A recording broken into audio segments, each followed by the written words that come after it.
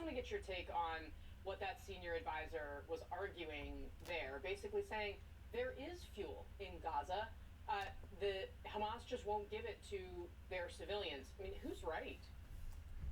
Well, this is really a microcosm of the much bigger problem here in terms of what is Israel's aim in this war and what might possibly happen in Gaza afterwards. You have in Hamas a terror organization that committed this horrible attack on October 7th and essentially the governing power in Gaza because there is no other governing power in Gaza. And when you have a terrorist group ruling a territory, Israel or any other responsible country, I think, is in a bit of a quagmire in terms of how is it supposed to deal with this exact problem, with the idea of if it sends fuel to Gaza or allows fuel into Gaza, that it won't be used for military or terrorist purposes. There is no way to guarantee that because there is no responsible leadership governing body in Gaza other than Hamas. The second other body operates in Gaza is UNRWA, the UN refugee agency that is saying it will stop operations on Wednesday if there's no fuel, today I guess if there's no fuel. But it has not been always a reliable, responsible governing authority, and that's the confusion, that's the conundrum. It is a real dilemma, and it is not just going to stop at fuel. Any question of who will run things responsibly in Gaza during the war, during a humanitarian break, or after Israel achieves its goals, if it does, of routing Hamas from Gaza, those are the big questions. Right. No, it's Israel clearly, stated to the world, hey, we don't want to run this place anymore. But if they do go in and dismantle the only authority, as you point out, it's so unclear what happens next. Hey, Jody, I want to ask you about the United Nations and what the UN Secretary General had to say. We showed it a little bit earlier. The piece of it that has Israel doing things like demanding he resign, refusing visas to UN officials, is where he said, quote, "It's important to also recognize the attacks by Hamas did not happen in a vacuum. The Palestinian people have been subjected to 56 years of suffocating occupation." This, of course, referring to the attacks that were quite simply massacres of civilians, children, women, babies, elderly people. How are his comments resonating with American Jews, with people in Israel, and what happens next? I mean, first of all, the context we also need to remember is, the Israelis in particular and pro-Israel American Jews' view of the UN is not great. The UN has been a harsh critic of Israel over many years, and people do not feel necessarily that it is a sort of reliable arbiter of this conflict. That said, look, a horrible attack occurred on October 7th. I think it is somewhat futile to kind of go back into a sort of tit for tat, like who did what to who, when, and which is worse. And yet, of course, things do not happen in a vacuum. I saw some reports about the particular thing that set Israel off was also the call for a ceasefire versus the call for a humanitarian pause, a pause to get supplies, possibly including fuel with some guarantees, into Gaza. And I think, the world, it makes perfect sense for the world to be deeply concerned about the deepening humanitarian crisis in Gaza and to be looking for a solution for that. And the UN needs to play a constructive and important leadership role in that possible solution.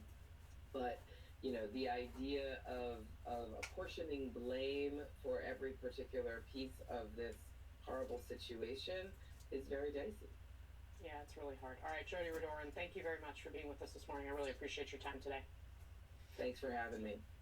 And former President Trump meeting face-to-face with his former fixer, Michael Cohen, for the first time in years. We're going to tell you what happened in court.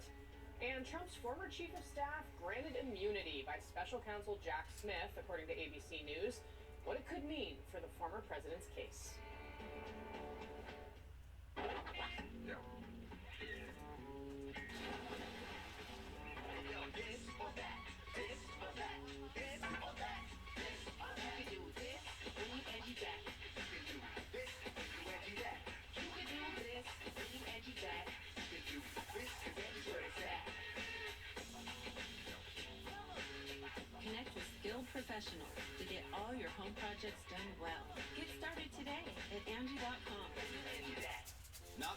well? Then add the whoa of Listerine to your routine. New science shows Listerine is 5 times more effective than floss at reducing plaque above the gum line for a cleaner, healthier mouth. Listerine, feel the whoa. If your moderate to severe Crohn's disease or ulcerative colitis symptoms are stopping you in your tracks, choose Stelara from the start and move toward relief after the first dose, with injections every 2 months. Stelara may increase your risk of infections, some serious, and cancer. Before treatment, get tested for TB. Tell your doctor if you've had an infection, flu-like symptoms, sores, new skin growths, have had cancer, or if you need a vaccine. PRES, a rare potentially fatal brain condition, may be possible. Some serious allergic reactions and lung inflammation can occur. Feel unstoppable. Ask your doctor how lasting remission can start with Stelara. Janssen can help you explore cost support options. For over 25 years, Lovesac has been rewriting the rules of comfort. It's okay to change your style. It's okay to change your mind. And to change things up. Get messy. Get immersed. With Lovesac, you make the rules.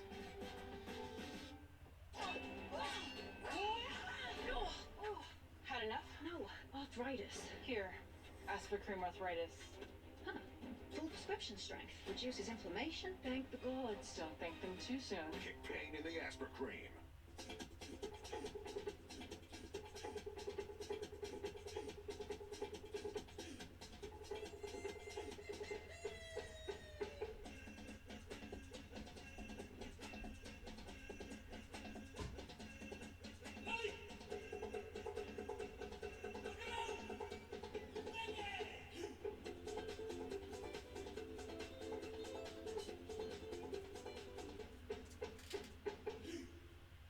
Join me on my perfect feel-good vacation adventure in Penticton, BC.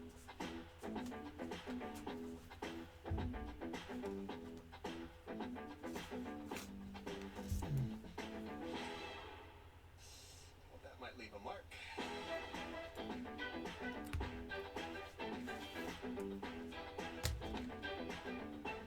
And I did it all fuel-free. Almost.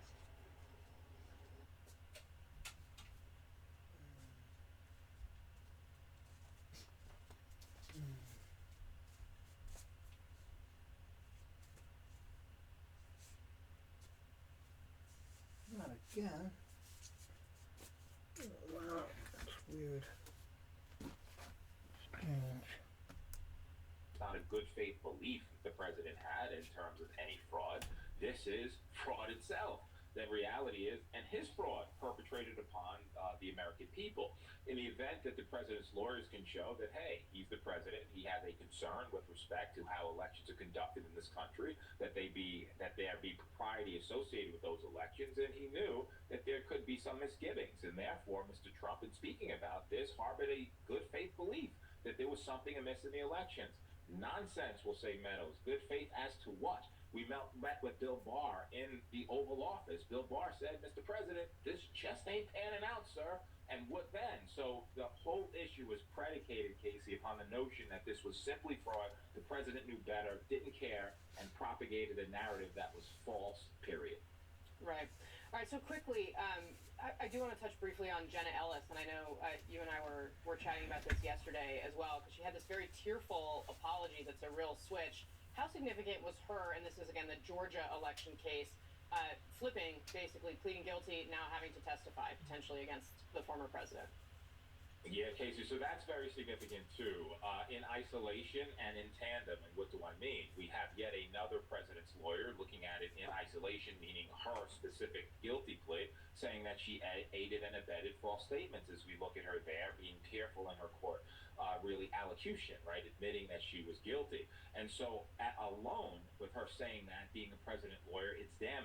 You add that to the Sidney Powell issue. You add that to the issue of Cheeseborough, both of which are pled guilty, both of which are president's attorneys. That creates a major problem for the president of the United States, who's also, by the way, piling up. In that. Yes. Yes, the problems are piling up. All right, Joey Jackson, thank you very much. for being with us this morning. I really appreciate your time. And thanks as well to all of you for joining us this morning on a very busy news day. Don't go anywhere. CNN This Morning starts right now.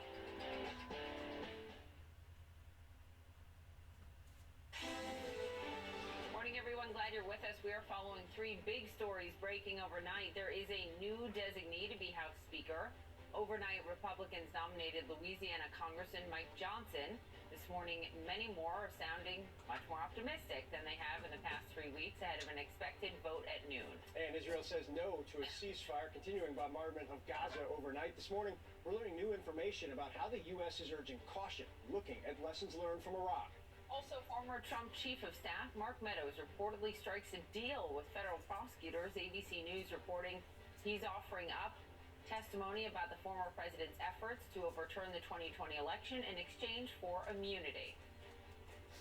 And we start with the breaking news. A new name could soon hang over the House Speaker's office. You see it right there. Kevin McCarthy's name just taken down last night, according to our Hill team. We're now talking about Louisiana Congressman Mike Johnson, who the House Republicans have chosen as their fourth Speaker designee. Democracy is messy sometimes, but it is our system. This conference that you see, this House Republican majority is united. Seems like he's got momentum behind him ahead of a noon vote today. Lauren Fox joins us now. We also have our Casey Hunt with us. Lauren, what happened overnight? Yeah, obviously there was an abrupt change of plans last night. They were expecting to come back this morning and have a vote behind closed doors to see if Mike Johnson could get the 217 votes that he needed. They ended up doing that in the room, and the expectation is he's going to go to the floor today at noon, try to become the Speaker of the House after more than 3 weeks now since Kevin McCarthy was ousted. Can he be that consensus candidate? All signs are pointing to the fact that he likely could be, but obviously we have to wait until noon because, as we've seen time and time again, a lot can change in just a couple of hours. But obviously things moving very quickly. Yesterday you had Tom Emmer, who was temporarily the Speaker designee, only to then bow out of the race when it became clear after several hours of conversations with the holdouts that he couldn't get there. Now Mike Johnson is the guy who has that Speaker designee title. He's going to head to the floor again at noon. That is when we could see this resolve. Again, a lot can change, but they're headed to the floor at noon. Lauren, stay with us. Let's also bring in CNN Chief National Affairs Analyst and anchor early start Casey Hunt. Seems like overnight there's a lot of momentum behind him, hope. What do we need to know about Mike Johnson, and does he pull this off? Yeah, it's pretty remarkable. I'm aware hope is not a strategy, by the way. I'm aware of that. Hope is not a strategy. You are correct, but it does seem, and I think you could tell behind him, as you heard, kind of the cheers for him and the way he was talking in that soundbite that you played, that the mood around him right now, I think, is different. And if you listen to some of the members of Congress who were talking to Lauren and Manu and those who were on the Hill late last night, you heard both Matt Gaetz on the one side, right, like the guy that took out Kevin McCarthy, and then on the other side, Mike Lawler, Biden district New Yorker, who really led, the opposition to Jim Jordan. They're actually singing off the same hymnal. I'm told that we can actually show everybody what they both had to say. Take a look. Mike is the right guy. He's an inspirational leader. I'm so excited to go elect him Speaker of the House. Now, obviously, I did not support the removal of Kevin McCarthy. I think it was arguably the stupidest move ever made in politics, but we have to move forward. And so we're going to rally around Mike Johnson. The Republicans, we're back. Our agenda is going to be back on track. We are unified, and I think we're happy to do what we are. So when you have those two saying the exact same thing, you know that you've fixed at least a lot of the problems that exist here. And I do think there really is this sense of exhaustion that has set in. It's like, we got to fix this. And Mike Johnson, quite frankly, doesn't have like a hell no conference right now. And I think without that, his path is the smoothest that we have seen so far. Again, to Lauren's point, we shouldn't get ahead of ourselves. That's the bar, by the way, not having a hell no conference. Yeah, which is, big win, I guess, to some degree.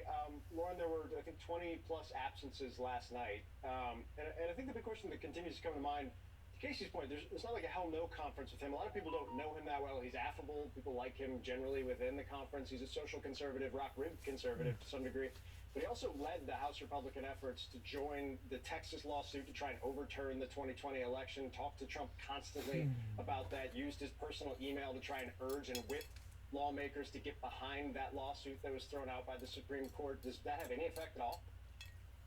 Well, I think that for a lot of House Republicans, that actually was Tom Emmer's position on supporting the election results was the death knell in his ability to become the speaker. So I'm not actually sure that Johnson's position there is going to be a detractor for him with a lot of House Republicans. Again, Phil, I just want to urge that we have to wait and see because so much can change when they go to the floor today at noon.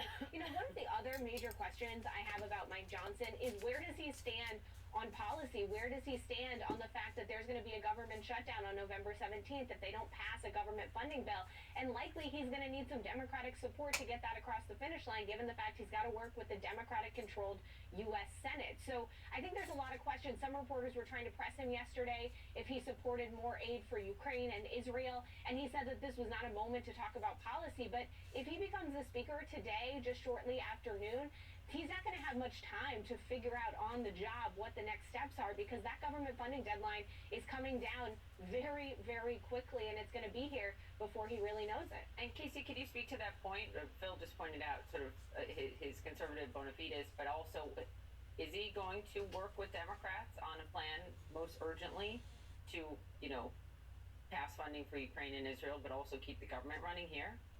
Well, don't forget that doing that, working with Democrats to keep the government open, is what threw Kevin McCarthy out of a job. So the bottom line is he has to do it. There's not really an option. There are members of his conference who will not vote to do those things. And he's going to need Democratic votes to get it across the finish line. And if he does get the job, he's going to be the most inexperienced speaker really in modern memory. And that experience is what you need when you are dealing with really tough situations like what Lauren laid out here. So he has been, if you look in the archives to kind of get a sense of how he talks about people, and Phil, you called him affable. I think that's a really good way. It's a really good word for him, and he actually has been more affable towards Democrats, towards people like Nancy Pelosi, than has been recently accepted as how to handle yourself if you're a conservative leading the contentious right wing, especially in the House of Representatives. There is kind of this sense that he is willing to be magnanimous in terms of how he talks to and about his opponents. So there may be some hope there, but there has been no one who has been able to successfully govern this conference in a significant way in recent years. I mean, John Boehner bailed on it, said, I'm out abruptly one day. Paul Ryan resigned from Congress after trying to do the job. We saw Kevin McCarthy get thrown out. Now it's taken them 3 weeks to try to find somebody new.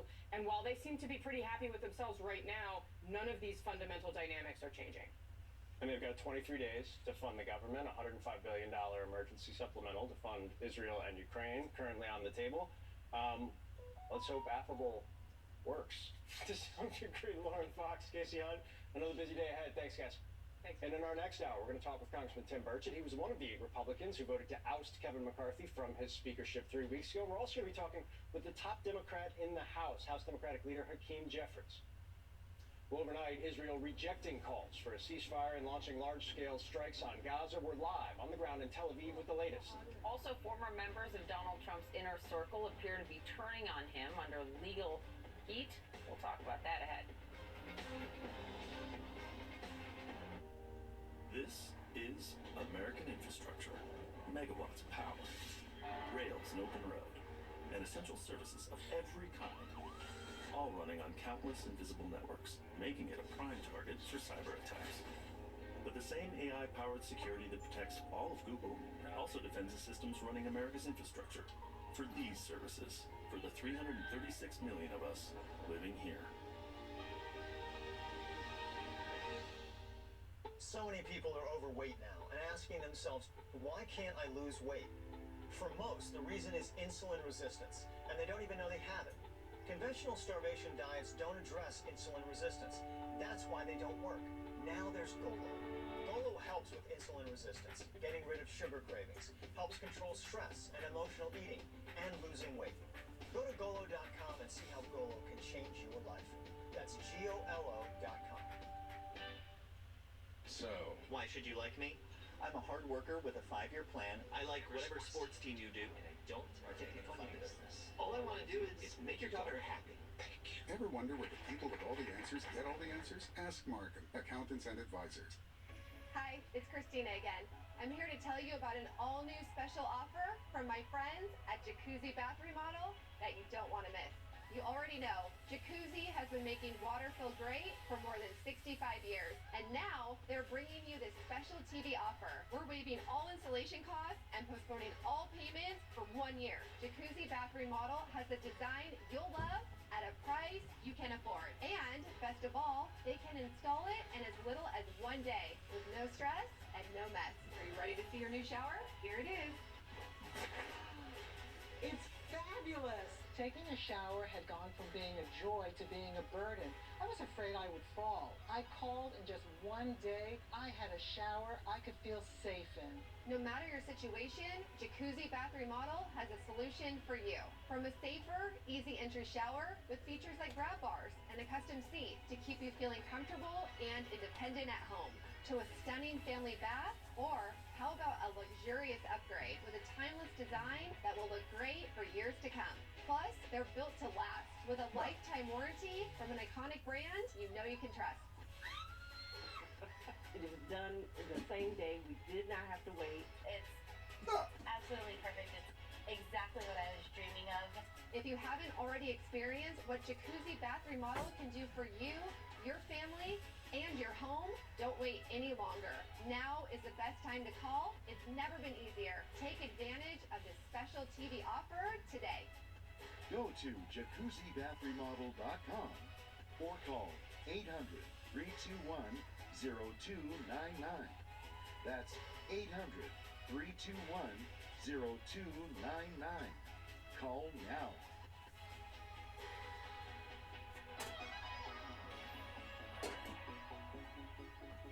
The hero of the firm returns in John Grisham's stunning sequel, The Exchange. This fast-paced international thriller might be Grisham's best yet. The Exchange, After the Firm, is in stores now. Well, new this morning, Israel is rejecting calls from some nations for a ceasefire and launching large-scale strikes on Gaza overnight.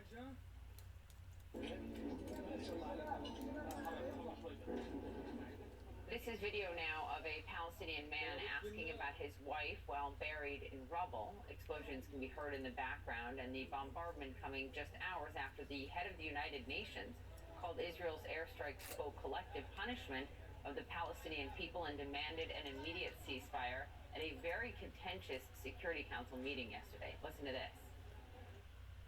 The relentless bombardment of Gaza by Israeli forces, the level of civilian casualties, and wholesale destruction of neighborhoods continue to mount and are deeply alarming. Those words led to a sharp response from Israeli officials. Meanwhile, the White House is pushing for, quote, humanitarian pauses, but not a complete ceasefire. We want to see all measure of protection for civilians, and pauses in operation is a tool and a tactic that can do that for temporary periods of time. That is not the same as saying a ceasefire. Again, right now, we believe a ceasefire benefits Hamas.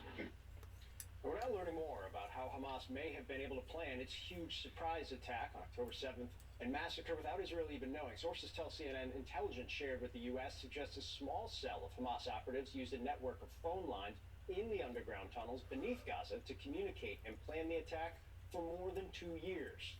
The humanitarian crisis is deepening for the roughly 2 million civilians that are trapped inside of the war zone in Gaza. The United Nations Relief Agency inside of Gaza says it will need to shut down operations today if they do not get more fuel. Let's go to Erin Burnett. She joins us live from Tel Aviv. I mean, this has been the key focus of the last 24 hours, Erin, has been fuel. And the Israeli government has been adamant, absolutely not. We believe it falls into the hands of Hamas. But the hospitals are literally closing because of no fuel.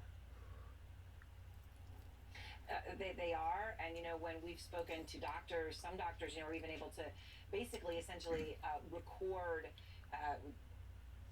Hear some explosions in the background, are able to record what they're hearing, and you hear explosions that we've even been able to geolocate happening at around that exact same time near that hospital. So the situation there is obviously dire from a medical perspective.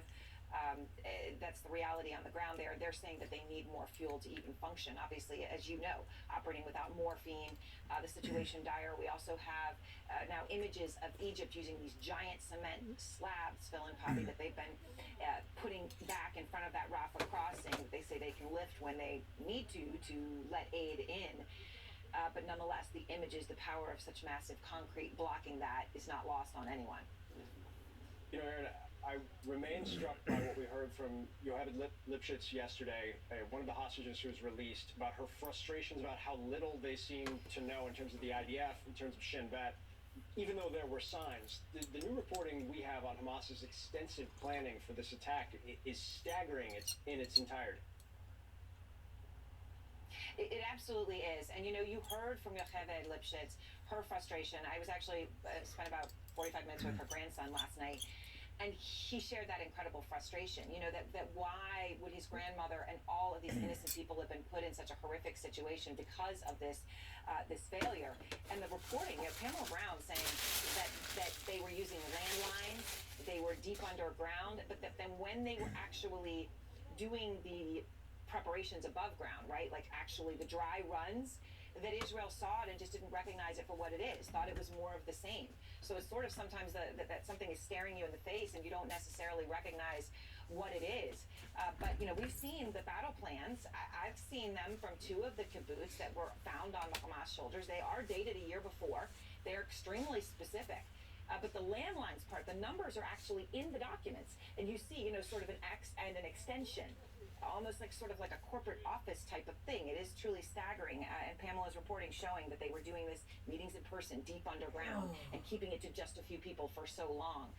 And there is also new reporting today that says American military officials are trying to use lessons that the United States learned with its own serious failures in the Iraq War to help Israeli forces game out different strategies to defeat Hamas in obviously an incredibly densely populated urban environment. The U.S. is trying to steer Israel away from endangering hostages and civilians with a full-scale ground assault in Gaza, and instead urging them to use a combination of precision airstrikes, which they have been doing, several overnight, another commander, two more every single day. Hamas commanders killed in these precision strikes, but the U.S. wants more of that in special operations raids. And our Natasha Bertrand joins us now. So Natasha, what are you learning about what the U.S. is specifically pushing? It's obviously very consistent with what Israel's been doing so far, but is Israel changing its longer-term plans or strategy based on this? Well, a Western source did tell us, Aaron, that the Israelis are being cautious in how they plan their next moves because they don't necessarily want to lose any moral high ground amongst the international community. You could argue that it is a little too late for that. Certainly critics have already, but a senior Israeli official also acknowledged to us that, look, we appreciate what the U.S. is advising of us because, of course, the U.S. has a lot of experience fighting insurgents in Iraq, including in Fallujah and Mosul more recently. And so they understand what the U.S. is trying to communicate to them, but still the sentiment across the U.S. government is that Israel is likely to move forward with a large-scale ground invasion. And that is something that the Biden administration and the U.S. and these military advisors are trying to discourage. And so to that end, they have sent these military advisors over to Israel, including three-star Marine Corps General James Glynn, who has so much experience leading troops during that battle for Fallujah, which was extremely bloody, door-to-door, street-to-street fighting. And basically, he is telling the Israelis, this is not the kind of strategy that you want to deploy in Gaza. It is very difficult, it is bloody, and of course, learn from our mistakes, essentially. And so the U.S. now is saying, look, you don't want to go into this without a fully baked strategy, and right now the U.S. does not see the Israelis as having that. A key part of that strategy, of course, as the U.S. learned from its war on terror, is to have an exit plan. Don't get bogged down and don't engage in a prolonged occupation of the Gaza Strip. The U.S. isn't so sure that Israel's heeding that advice, but they're doing what they can to provide it. Yeah. Well, and certainly, we see with the numbers, hundreds of strikes a day, and that they're listing the Hamas commanders that they are getting in each one. They have been doing those precision strikes, obviously, with great success, although thus far, every time we've questioned them, of course, Natasha, they've refused to say how many, what percent of Hamas commanders have you killed? What percent of their capacity have you taken out, their weaponry? Obviously, the IDF hasn't answered that. But the United States, Natasha, also, you've got these protests around the region, you have rising tensions, and I understand from your reporting that there's been at least 13 attacks on U.S. interests in Iraq and Syria over just the past few days. What do you know about that? Yeah, these attacks by these Iranian proxy militia groups, according to the Pentagon, they have ramped up significantly over the last week. Over a dozen on forces in Iraq and Syria at U.S. and coalition bases there. And the U.S. is taking this very seriously, and they're surging air defense assets to the region to try to protect the U.S. troops who are based in Iraq and Syria as part of the anti-ISIS coalition there. So they have deployed THAAD missile, they have deployed Patriot batteries, and they're doing everything they can to try to preempt a possible larger escalation of these attacks by, of course, positioning a lot of firepower in the region, including those aircraft carriers. And so something the U.S. is very concerned about, Aaron, but they're taking all the steps they need, they say, to try to prevent any escalation and further harm to troops. Natasha, thank you very much with all of her new reporting this morning. Phil and Poppy, back to you in New York. All right, Aaron, stay with us. We'll be coming back to you shortly, but we also want to focus on another major story. Former President Trump's White House Chief of Staff, Mark Meadows, reportedly cooperating with federal investigators in exchange for immunity. That new reporting just ahead. Also this in a New York courtroom, Trump's former attorney and fixer Michael Cohen squaring off against his former boss. The details of that testimony also ahead.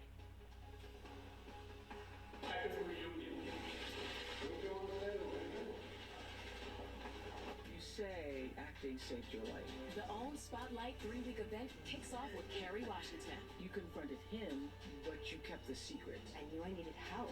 I thought that was a pivotal moment. OWN Spotlight, new special, Saturday at 10, 9 Central. The hero of the firm returns in John Grisham's stunning sequel, The Exchange. This fast-paced international thriller might be Grisham's best yet. The Exchange, After the Firm, is in stores now.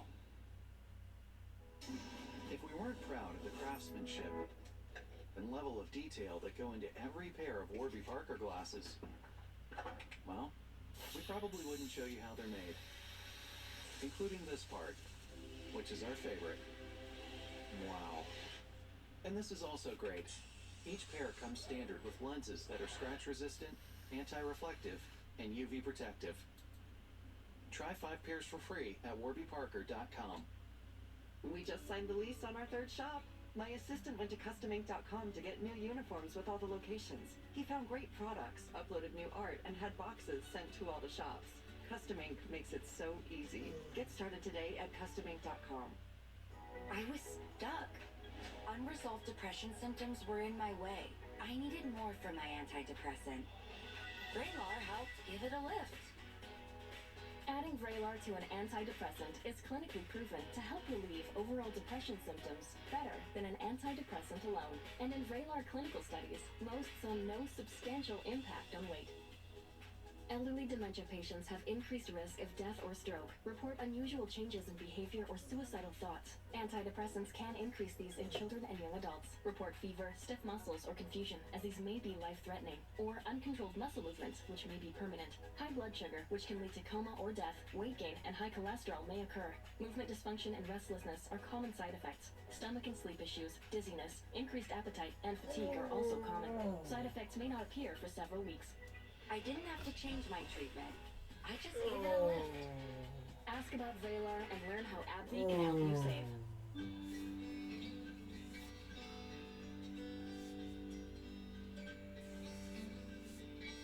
Nature always finds a way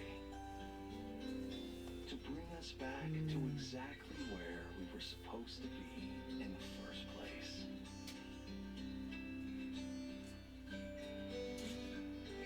The Florida Keys and Key West.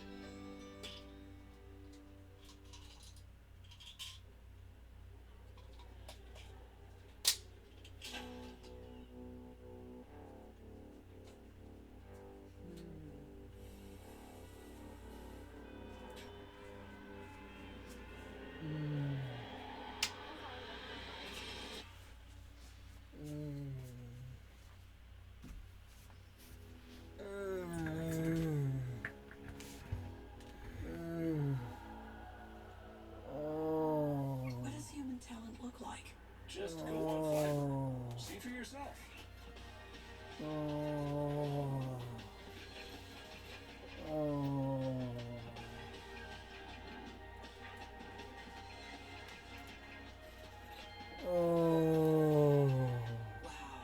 Imagine working with them. Yeah, imagine that. Hire a freelancer and take your business to the next level. I'm MJ Lee at the White House, and this is CNN. Welcome back. In the federal election interference case against Donald Trump, the former president's chief of staff, Mark Meadows, has been granted immunity by the special counsel Jack Smith. This is a big deal. We learned from ABC that he has met several times with Smith's team. Meadows allegedly told investigators that he did not believe the election was stolen and talked about this moment on Election Day. This was November 2020. Listen. Frankly, we did win this election. Meadows specifically refuting that, reportedly telling investigators earlier this year that he believed Trump was being, quote, dishonest when he said that. Kristen Holmes joins us live from Washington. Gosh, this answers a whole lot of questions and raises a number of questions about so many people have been wondering, what about Mark Meadows? We haven't heard a lot from Mark Meadows. What about Mark Meadows? Well, now we know who he's been talking to. Yeah, Poppy, this has been a big question. It's been a big question in Trump's orbit as well. Now, this just joins a growing number of these deals that are happening in these Trump lawsuits, in these Trump legal perils. And I've talked to a number of sources in Trump's orbit who say they don't really know exactly what this means, but there is a growing concern, particularly when it comes to Mark Meadows. Former President Trump's legal perils growing worse as former allies and associates are striking deals in several different cases. ABC News reports that former Trump Chief of Staff Mark Meadows was granted immunity by special counsel Jack Smith in his investigation into efforts to overturn the 2020 presidential election. Federal prosecutors met with Meadows at least 3 times and focused on his conversations with Trump following the election defeat. Mark Meadows was, as you know, Wolf, Donald Trump's shadow the entire time he was chief of staff. He will know every conversation, every lie, every illegal action that was taken by Donald Trump. And he's going to be able to testify to it. According to ABC News, Meadows told investigators that he did not believe the election was stolen and that Trump was being, quote, dishonest in claiming victory shortly after the polls closed in 2020. CNN has reached out to Meadows' attorney for comment. Trump responding on Truth Social. Quote, I don't think Mark Meadows would lie about the rigged and stolen 2020 presidential election merely for getting immunity against persecution by deranged prosecutor Jack Smith. And in Fulton County, Georgia, for the 3rd time in 1 week, a former attorney of Trump's has struck a plea deal with District Attorney Fani Willis. I failed to do my due diligence. Appearing in a Georgia courtroom, former Trump campaign lawyer Jenna Ellis pleaded guilty to 1 felony charge of aiding and abetting false statements, receiving 5 years of probation and ordered to pay $5,000 in restitution. If I knew then what I know now, I would have declined to represent Donald Trump in these post-election challenges. I look back on this whole experience with deep remorse. Happy reunion. Meanwhile, former Trump attorney Michael Cohen squaring off against his former boss. He's a liar trying to get a better deal for himself, but it's not going to work. Sitting just feet away from Trump in a New York courtroom Tuesday, marking the first time the two have been face-to-face in 5 years. We're not worried at all about his testimony. Cohen testified in the $250 million civil fraud trial against Trump and his colleagues, alleging repeated fraud by inflating company values to obtain better deals. Cohen says Trump sought false property comparisons to boost the value of his real estate holdings. Trump, he said, quote, was the only one who could accept them. This is not about Donald Trump versus Michael Cohen or Michael Cohen versus Donald Trump. This is about accountability, plain and simple. And Poppy, we do expect to see Donald Trump back in court today, but one thing I do want to point out, and I think it's always important to mention when we are talking about Trump's mounting legal issues, while he was in court yesterday, while he was sitting there hearing testimony against him, he was able to help tank House Republican Tom Emmer's speaker bid with a Truth Social post. That just goes to show you that despite, again, all of these mounting legal issues, he still remains incredibly popular within the Republican Party as he seeks another term in the White House. Totally, with that one post. Kristen Holmes, thanks very, very much for the reporting. Can I also just note the person who's now on the path to potentially be speaker was the leading Republican vote behind the effort to overturn the election through the Texas lawsuit. So he likely won't get that post from Trump. No. Trump will definitely be okay with Mike Johnson, but the fact that this is still a pervasive thing, even as you see Jenna Ellis crying in court because of reading all of this type of stuff, it's still so central to what happens in Washington, the Republican Party. Let's bring in CNN senior legal analyst, former federal prosecutor Ellie Honig. Ellie, I want to start by kind of taking through some of the elements of the ABC reporting. The idea that Meadows reportedly told federal prosecutors under penalty of perjury they've never seen any evidence of fraud. Is that important here? Yeah, that's a huge change in what we've heard from some of the key insiders. Mark Meadows, to me, if he is fully on board, if he is fully telling the truth, he's the single most important witnesses prosecutors can have. Who's closer to Donald Trump? Who was closer to Donald Trump during those key moments leading up to and during January 6th than Mark Meadows? And if we now have the chief of staff, the person closest to Donald Trump, the person who all the information filters in through to get to the president, and he says, I knew there was no fraud, I knew this was nonsense. That's a huge win for prosecutors. What's also really interesting is that, according to this reporting, Meadows told Jack Smith's team of investigators he wanted to resign because of this stuff. Many times over his concerns that the allegations of fraud were not true, how they were being handled. But he didn't. He didn't resign. He kept doing this. And there's even part of the reporting that talks about him not believing some of the stuff in his own book.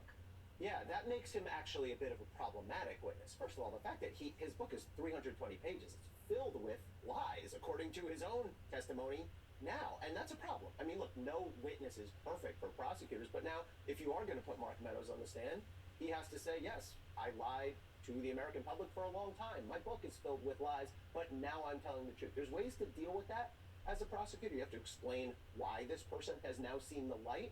But it does make him an imperfect witness, to be sure. There's a ton more to dig into on this, but can we play the sound from Jenna Ellis yesterday that we have? Because I just want to ask Ellie about that. I endeavored to represent my client to the best of my ability. I relied on others, including lawyers with many more years of experience than I, to provide me with true and reliable information. What I did not do, but should have done, Your Honor, was to make sure that the facts the other lawyers alleged to be true were in fact true. In the frenetic pace of attempting to raise challenges to the election in several states, including Georgia, I failed to do my due diligence. I believe in and I value election integrity. If I knew then what I know now, I would have declined to represent Donald Trump. Ellie, I don't mean to have a cold heart. I have zero sympathy for this. And the idea that I'm just a young attorney who was misled by older attorneys who know much more about this. She's in her late 30s. She's been an attorney for a long time. She knew all these people. Yeah, she's not as young as she seems to be suggesting. As you say, she's in her mid-30s. You have a responsibility as an attorney to do your diligence, to do your work. And let's remember, there ought to be a supercut because she was one of the most outspoken, aggressive proponents of the election fraud. She was out there all over the airwaves, in front of microphones, saying this is a fraud, this is the theft of the century. She's changed her tune quite a bit, but being charged can do that. It's a really important point. Being someone's attorney and counseling them does not also mean you have to go all over the airwaves and say things like that. Just quickly, this immunity granted to Meadows federally, what does that mean for the Georgia RICO case? So Meadows is in a little bit of a conundrum here because he's worked out a deal federally, it seems. If he's been given immunity, that means DOJ, federal prosecutors, have said, we need your testimony, we're not going to charge you, we're not going to use your testimony against you, and practically we're not going to charge you. But let's remember, he is a charged defendant in Georgia State Court in Fulton County. To me, this sets the table both ways. For Mark Meadows, he's got to reach a deal now with Fani Willis. Both sides are incentivized. If I'm Fani Willis, I say, great, you have this deal with DOJ, you're going to testify for them, we need you too. And if you're Mark Meadows, it makes no sense to work out a deal where you're covered federally but still to be charged in the state. So if I'm Mark Meadows' lawyer, I'm on the phone with Fani Willis saying, hey, he's on board with the feds. How are we going to work this out? Remember how you were saying this is not going to be 19 defendants in court? We've already had 3 pleas. We're down to 15. Yeah. Keep an eye on it. Thanks, Keep Ellie, going very much. Also, this back to the crisis in the Middle East. The World Health Organization says 6 hospitals in Gaza have been forced to shut down because of a lack of fuel. The agency's chief for the West Bank and Gaza joins us next. Nothing can prepare you for this kind of brutality. None of us wanted this to happen. They took babies after they killed their parents. It's something you can't imagine. There's still bombardment ongoing inside Gaza. Humanitarian conditions there grow more dire. Are you hopeful still that Hezbollah will stay out of this war? I'm Sarah Seidner in Tel Aviv with CNN's breaking news coverage of Israel at war. The all-new Ergo Smart Base from Tempur-Pedic automatically responds to snoring. So no more hiding under your pillow, because this system actually detects snoring, then adjusts to help reduce it. Experience the mattress ranked #1 in customer satisfaction by J.D. Power 4 years in a row. My active psoriatic arthritis can make me feel like I'm losing my rhythm. With Skyrizi to treat my skin and joints, I'm getting into my groove.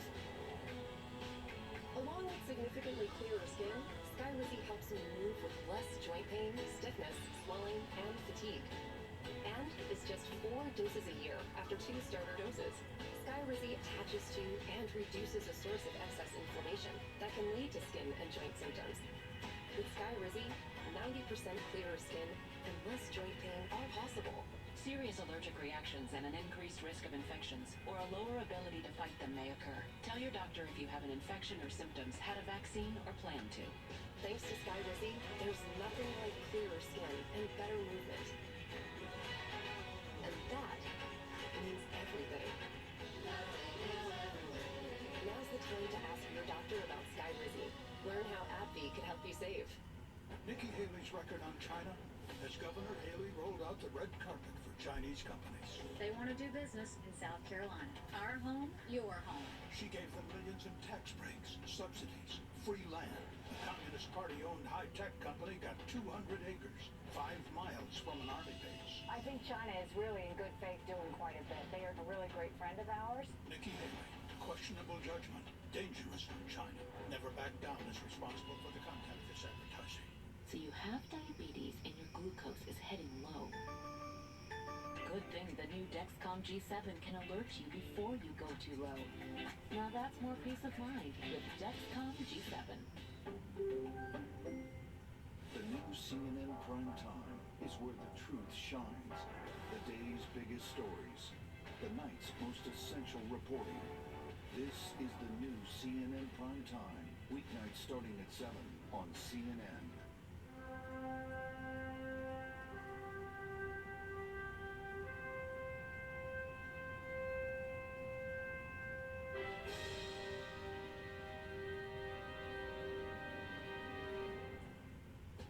I'm prepping dinner, and instead of putting all my vegetable scraps into the garbage, which can really stink up my kitchen, I put all of them into Lomi. At the end of every day, my family creates about this much food waste. And in as little as 4 hours, Lomi turns all of this into this nutrient-rich earth that I put in my garden. Get yours at Lomi.com.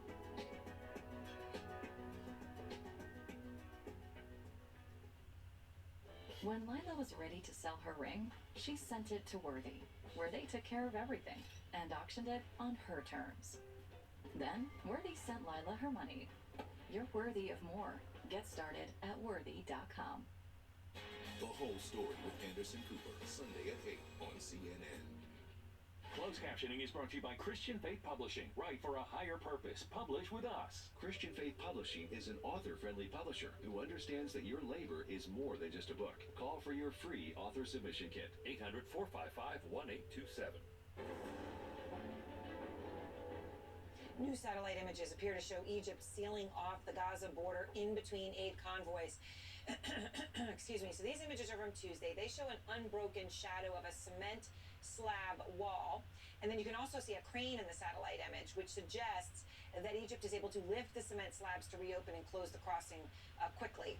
Obviously, though, to use such a powerful thing to block it sends a very significant message. The images come as 8 aid trucks out of the expected 20 entered Gaza yesterday.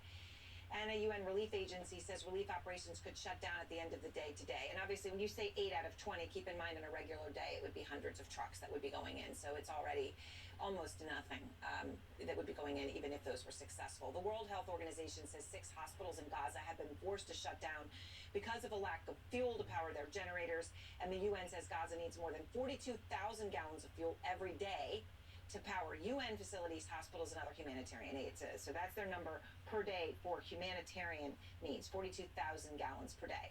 Last night I spoke with Mahmoud Shalabi. He lives in northern Gaza. He's a program manager for medical aid for Palestinians. He's staying there with his 3 young children. The oldest is only 9. Israeli airstrikes have hit very close to his home. He says the situation there is dire. So you can imagine, if no fuel enters Gaza tomorrow, it will be a catastrophe for all parts of Gaza, but specifically for us in the north, as we don't even receive the basic food commodities that have been allowed in whatever have been, brought to Gaza. He says that they need fuel, but Israeli officials say very clearly that that is not happening now. There is actually a huge amount of fuel inside Gaza today, which Hamas has. Now, if you could tell me, give me assurances, guarantees, that fuel going into Gaza would only go for civilian purposes, that's fine, but I don't think anyone can give me that guarantee. Joining us now is Dr. Richard Peppercorn, the head of the World Health Organization Office for the West Bank and Gaza, joining me from Jerusalem this morning. And Dr. Peppercorn, I appreciate your time. So you heard the advisor there to Prime Minister Netanyahu, Mark Regev, saying that they need to have guarantees that any fuel that would be allowed to go into Gaza would not go for anything other than humanitarian purposes. Is there any way to make such a guarantee? Good afternoon. Yes, I think there is. Let me give you an example. WHO, over the last 2 days, we delivered actually essential medical trauma supplies and essential medicines to 7 hospitals all over Gaza, including to Shifa and Al-Quds, north of Wadi Gaza. So we can do that and we can manage it. We can also bring the fuel there. I want to make the point, so my team who was accompanying our transporter, and they're seasoned medical doctors, Gazans, they've never seen such scenes before. The supplies needed for the operation theater were ripped off the trucks and directly brought into the operating theater.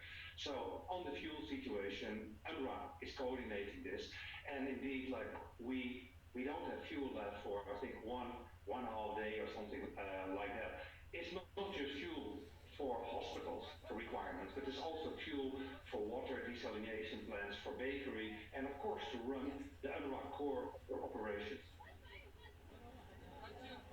And I mean, it's significant that you're saying you think you can make those guarantees. Obviously, Israel is saying that they believe that cannot be done. They say Hamas has already attempted to steal fuel.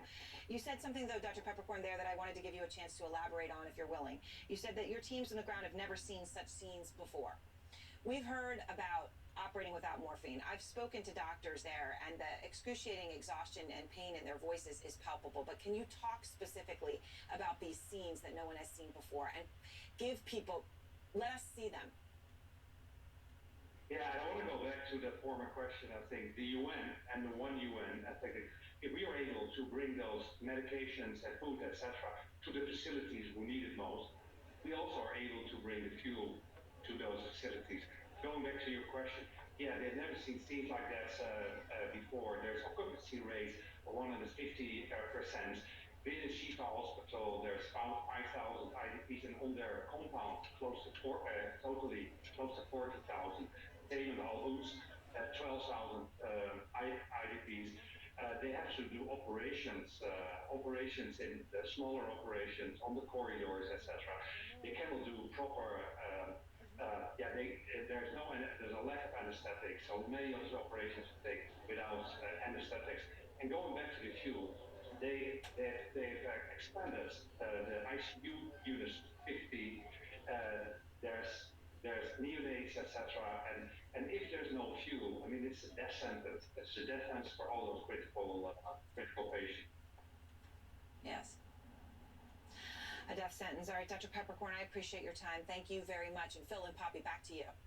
All right, thanks, Aaron. We'll be back to you shortly. Sources also telling CNN that American and military officials are using lessons from the Iraq War to try and steer Israel away from a ground incursion in Gaza.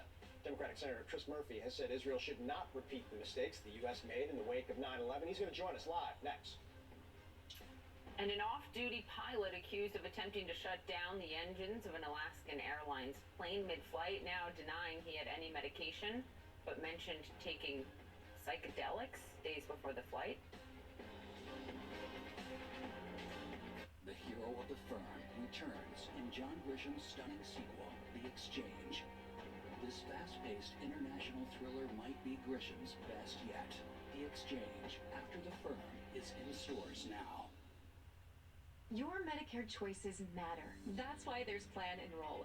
Call us now for your free Medicare coverage review. We offer thousands of plans from leading insurance companies like United Healthcare, Humana, Aetna, Cigna Healthcare, WellCare, Elevance, and many more. You are never obligated to join a plan, so don't wait. Call for your free Medicare coverage review today and see how the licensed insurance agents at Plan Enroll can help you find a plan that's right for you.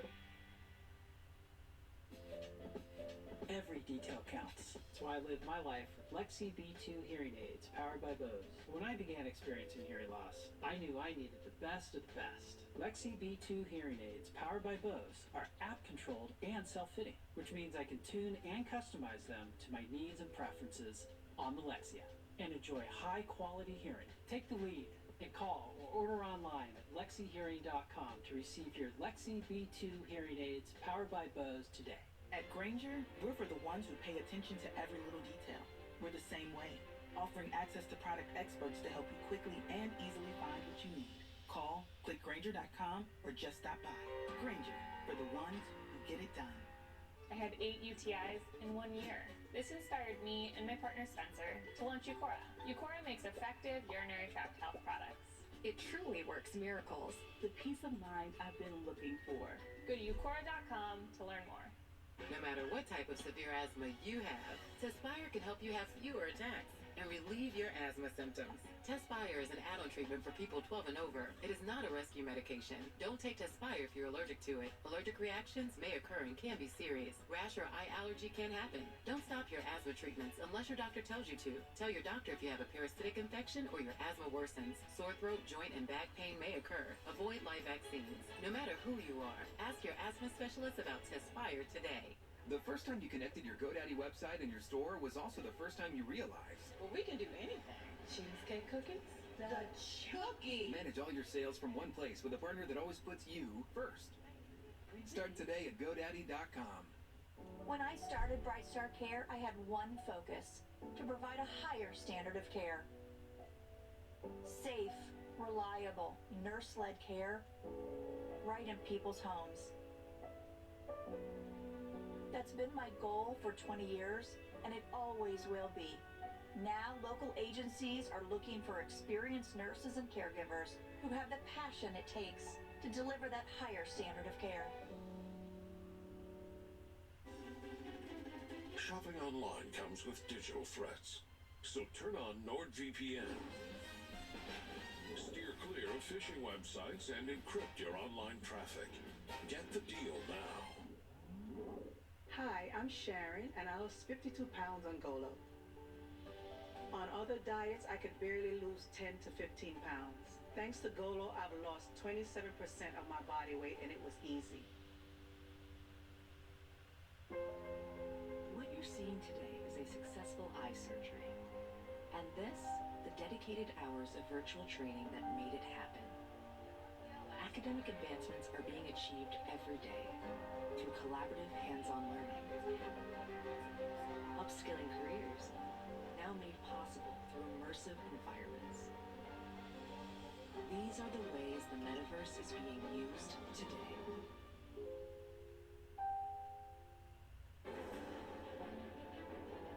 Welcome back. Sources tell CNN American military officials are trying to steer Israel away from the type of brutal urban combat the U.S. engaged in during the Iraq War instead of a full-scale ground assault on Gaza. U.S. military advisors are urging precision airstrikes and targeted special operations raids. This message to Israel comes as a key foreign relations voice in the Senate is invoking lessons of another war, Afghanistan. Our tactics were often producing more terrorists and insurgents than they were eliminating. We were far too cavalier about civilian casualties and the humanitarian cost of our pursuit of the Taliban, and it ended up simply making the Taliban stronger. That was Democratic Senator Chris Murphy of Connecticut, a member of the Foreign Relations Committee. He also chairs a subcommittee that focuses on the Middle East, and I'm glad you're with us this morning, Senator. Thank you so much. I also think of your tweet where you wrote, if thousands of civilians die in Gaza, terrorist groups will grow stronger and not disappear. Thousands of civilians have already been killed in Gaza. Is it too late? It's not too late. It is important that Hamas be held accountable, and I think Israel is trying to figure out how to bring to justice the perpetrators, the organizers of this attack, without a ground invasion.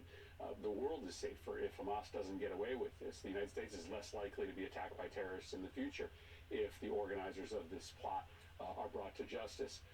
But a ground invasion of Gaza has the potential to be unending. What we found in Afghanistan is that for every terrorist that we killed, we created 2 more because of the number of civilian casualties and the way that that provided bulletin board recruiting material to the Taliban. The same could happen inside Gaza. The second problem Israel has is that there's no great solution for who runs Gaza after Hamas. But until you have settled those 2 questions, how to conduct a ground invasion without causing Hamas to go stronger, and what to do in Gaza after Hamas is displaced from power, then I don't think your war planning is done. So I agree that Israel has to think through these questions before they proceed. So it seems what element would be crucial to answering both of those important questions that you pose is time.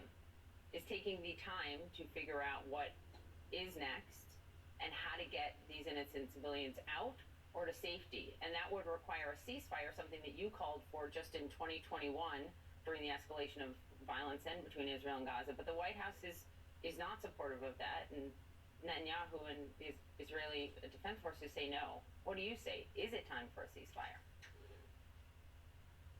Well, I think if people had called for a ceasefire 20 days after 9/11, there wouldn't have been a lot of sympathetic ears in the United States. A ceasefire in this case, I'm not sure it would be observed by Hamas. It would give them a chance to essentially move equipment and individuals away from harm, give them a chance to rearm.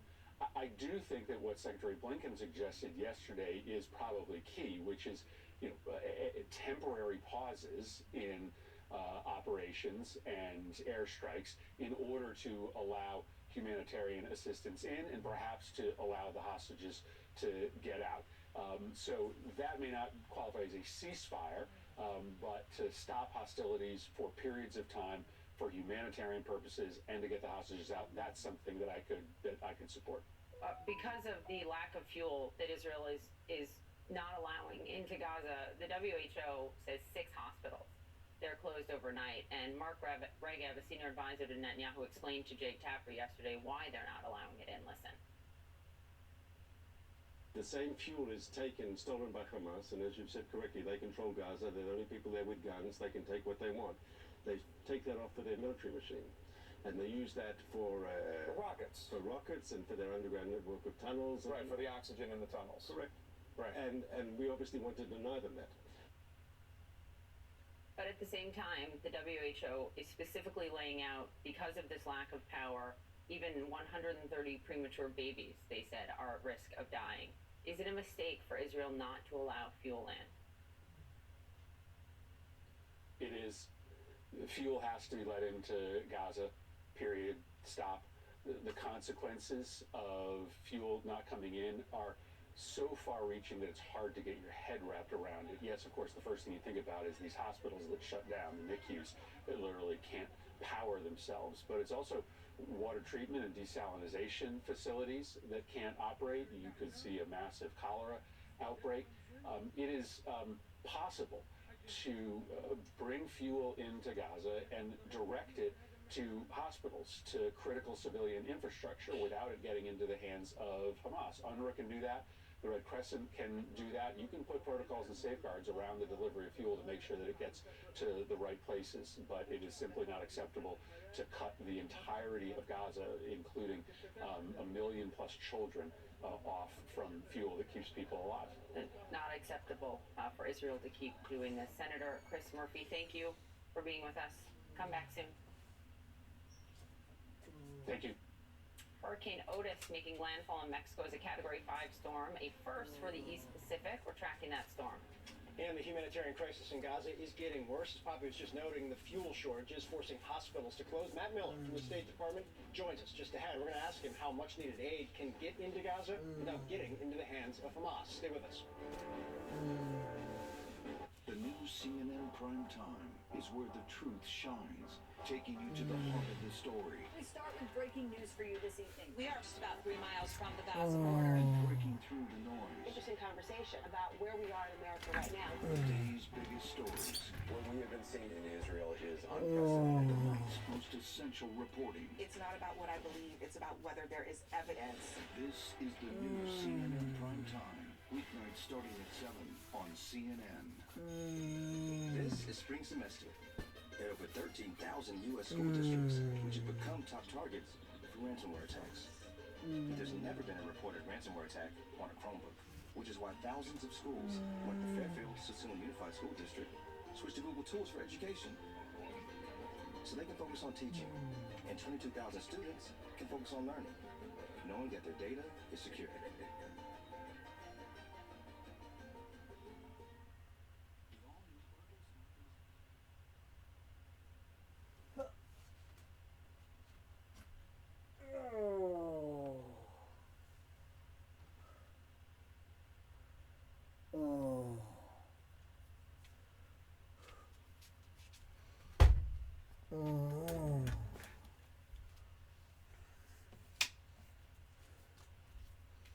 The humanitarian crisis in Gaza is getting worse.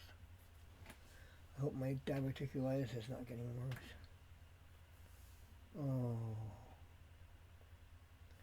The humanitarian crisis in Gaza is getting worse. That's the title for a song by Paul Beckman, probably English song. Also the new first leader of humankind in the free world. Created October 25th, 2023.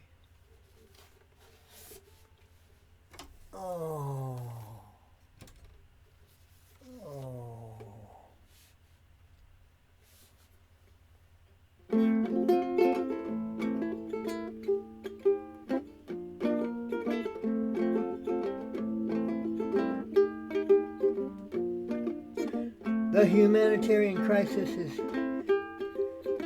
getting worse in Gaza.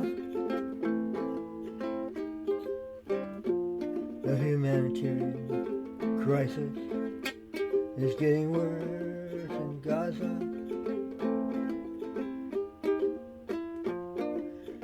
The humanitarian crisis is getting worse in Gaza.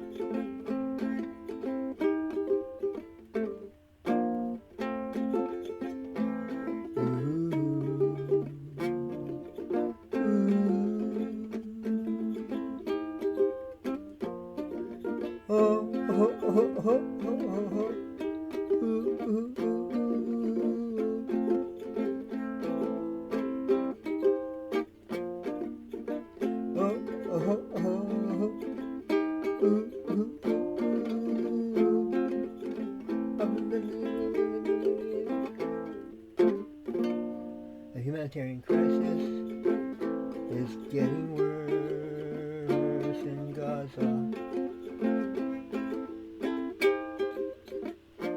The humanitarian crisis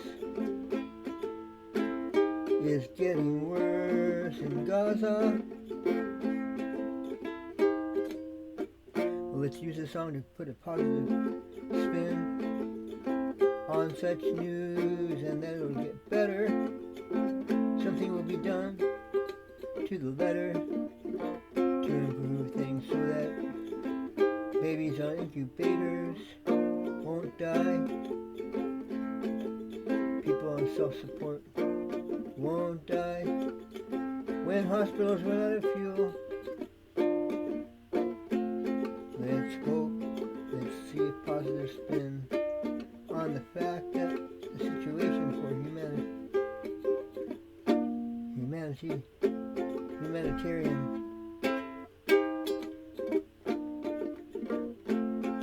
efforts are getting worse. Humanitarian efforts in Gaza are getting worse. People are reaching stages where they could die.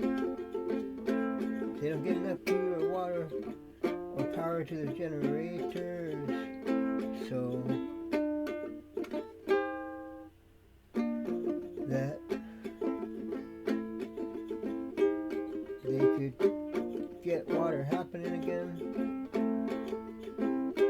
and save the people connected to devices on life support at hospitals.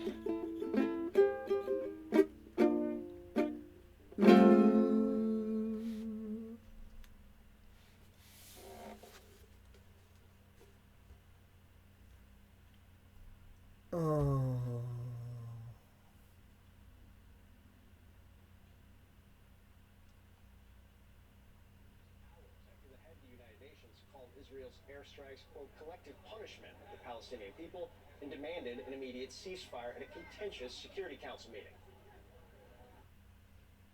The relentless bombardment of Gaza by Israeli forces, the level of civilian casualties, and wholesale destruction of neighborhoods continue to mount and are deeply alarming. That drew a very sharp and angry response from Israel's foreign minister. I hear the calls, as said before, for a ceasefire. Tell me, what is a proportionate response for killing of babies, for rape women and burn them, for beheading of a child? How you can agree to a ceasefire with someone who swore to kill and destroy your own existence? How? And we are now learning this morning how Hamas may have been able to plan secretly its huge surprise attack and massacre without Israel knowing. Sources tell CNN intelligence shared with the United States shows a small cell of Hamas operatives used a network of phone lines in the underground tunnels beneath Gaza to communicate and plan their attack for more than 2 years. The humanitarian crisis is deepening for roughly 2 million civilians trapped inside the war zone. United Nations Relief Agency inside Gaza says it will need to shut down operations today if it does not receive more fuel. Let's go straight to Aaron Burnett joining us live from Tel Aviv. Aaron, we have this new reporting I want to ask you about into CNN just moments ago. Qatar's prime minister saying he's hopeful for a breakthrough soon on the hostages held by Hamas. What do we know about these intensive conversations? Qatar's really been at the center of all of these talks. They have, and in fact, the Israeli National Security Advisor coming out today and saying, and I quote, Qatar's diplomatic efforts are crucial at this time. So Israel is also acknowledging the important role that Qatar is playing, and it is the prime minister there says he is hopeful for a breakthrough soon on the hostages. We know that Qatar and Egypt obviously have been mediating. You've seen them involved with the 2 releases thus far. I actually spoke to Israeli hostage negotiator, the man who was responsible for the release of, you may remember, the IDF soldier Gilad Shalit. He, who was held for 5 years, right, before he was finally released. This man was telling me that he's been speaking to Hamas daily, that he understands that there is a big release on the table, a mass release of civilian hostages being discussed. I emphasize the word civilian because the way that Hamas may define IDF could be quite broad, right, as Israelis could go through military service in the IDF and as part of just a regular thing that they do, right? So that may be more broadly defined than people would think, but certainly children and elderly included in what would be a mass release. He said, though, that the conversations on who would go first and who should blame is very much at the kindergarten level, and had some deep frustration about where it is right now, but did say that the holdups, of course, are the fuel, as we know. That is a huge one, and also that Hamas is demanding a ceasefire, which would enable them to have some time to regroup. So it is all consistent that a big conversation has been going on for days for a mass release, and very telling that Qatar is willing to come out and express confidence, and that Israel is bolstering that, but obviously we're not there yet, Phil. Aaron, we heard Prime Minister Netanyahu yesterday speaking to soldiers again in the IDF and saying very clearly to them the next phase is coming. What has happened overnight, and what does that mean? So they've been saying the next stage, and then you've had the defense minister going and visiting troops. You've had the Navy, and they all are saying, your time is coming, be ready. In a sense, part of this appears to be really an implicit acknowledgement that these troops have been ready to go and frankly expected to go in quite some time ago, and that there has been delays, and that's just the reality of it. So they continually visit the front lines to tell them essentially, be strong, stay ready, your moment will come. So it's a lot of that psychological support, but the strikes continue. And we've heard, Nick Robertson reporting on these new precision mortar munitions that Israel has been using that are different than anything they've used before. They even sound different. Heard that both from Nick as they go in, and I've heard that from a source in northern Gaza saying that it sounds completely different. But even overnight, hundreds more strikes. They said they killed the commander of the Khan Yunis North Battalion of Hamas, who they say has been instrumental in many terrorist attacks. This morning saying that they found a tunnel, Phil and Poppy, that actually came from Gaza to a beach on the Israeli side, and that they said 2 Hamas operatives came out of that, engaged in a fight with Israeli special forces who were there, and the Hamas operatives were killed. But this is happening day in and day out. And while we don't yet know how many Hamas operatives, how many commanders, how much capacity, capability, operational, and command centers have been taken out, we do know that they're taking them out every single day, and there are hundreds of strikes. So Israel is making, in this 19th day of the war, steady progress, even as they have not yet gotten to that next stage, as they call it. Phil and Poppy. Yeah, an important point. Aaron Burnett, stay with us. We'll come back to you shortly. Thank you. Also, just in a report that President Biden is trying to slow down the ground invasion of Gaza despite his vocal support for Israel's right to strike Hamas. Axios is reporting that the president has several concerns, including launching more aid for civilians in Gaza, and trying to get Americans that are trapped there out.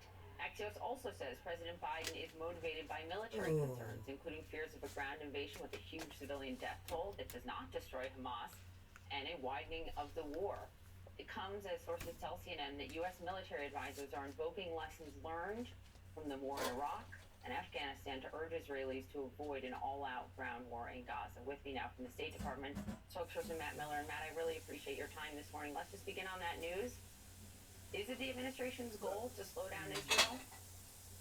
So I'm not going to talk about the private conversations we have between our government and the government of Israel, except to say that when we do talk with the government of Israel, both from the State Department and from other agencies inside the U.S. government, as well as the White House, we have said a number of things. One, we think they need to have clear, definable goals in launching this military campaign, that they need to have a plan for how to execute it best, and they need to have a plan for how to best protect civilians.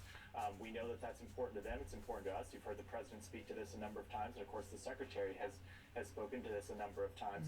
And at the same time, we continue to work to try to get humanitarian access, humanitarian aid into Gaza for the innocent civilians who are not part of Hamas and who are suffering from this conflict as well. On the point of civilians, which yes, we've heard the President's Secretary of State say it a number of times. Let's just take Monday as an example. CNN's reporting is that 700 civilians were killed by Israeli airstrikes in Gaza on Monday. On that same day, about that day, this is what Benjamin Netanyahu said, quote, "In our attacks in Gaza, we struck the enemy the harshest blow they've taken in a single day.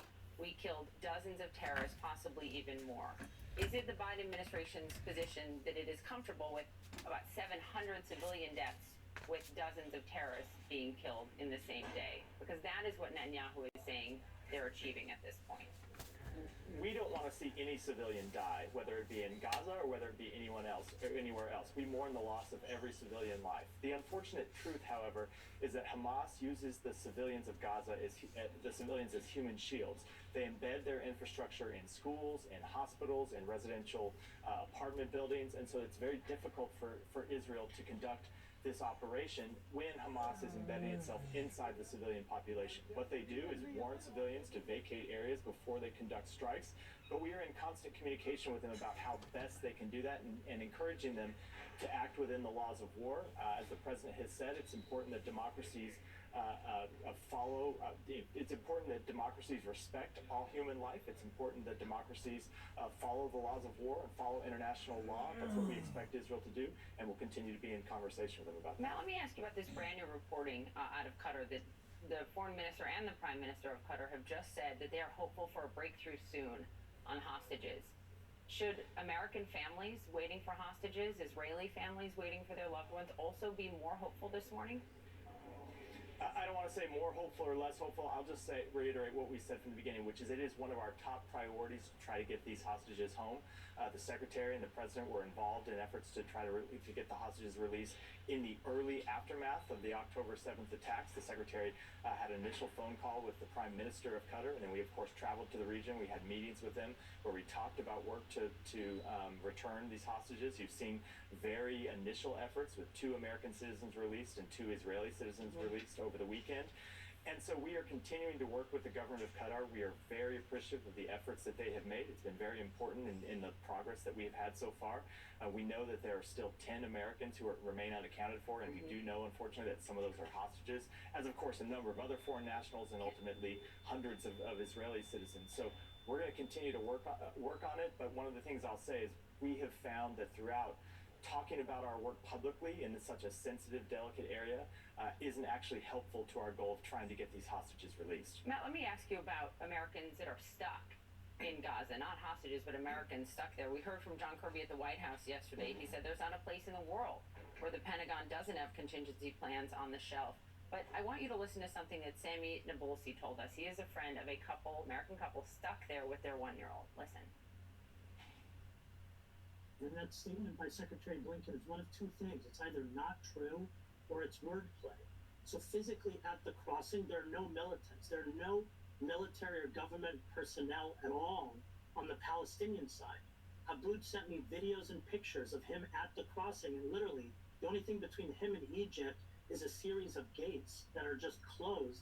There just isn't an agreement right now about aid coming in and American citizens getting out. Has the administration seen evidence of Hamas blocking the border? And what is that plan that John Kirby talked about to get them home?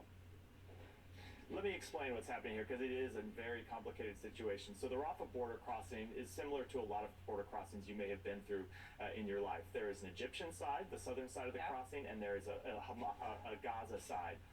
On the Gaza side of the crossing, and there is a no man's land in between. And so the Egyptians are on their side, ready, they say, to accept people, foreign nationals, United States citizens, if they can make it to Egyptian processing.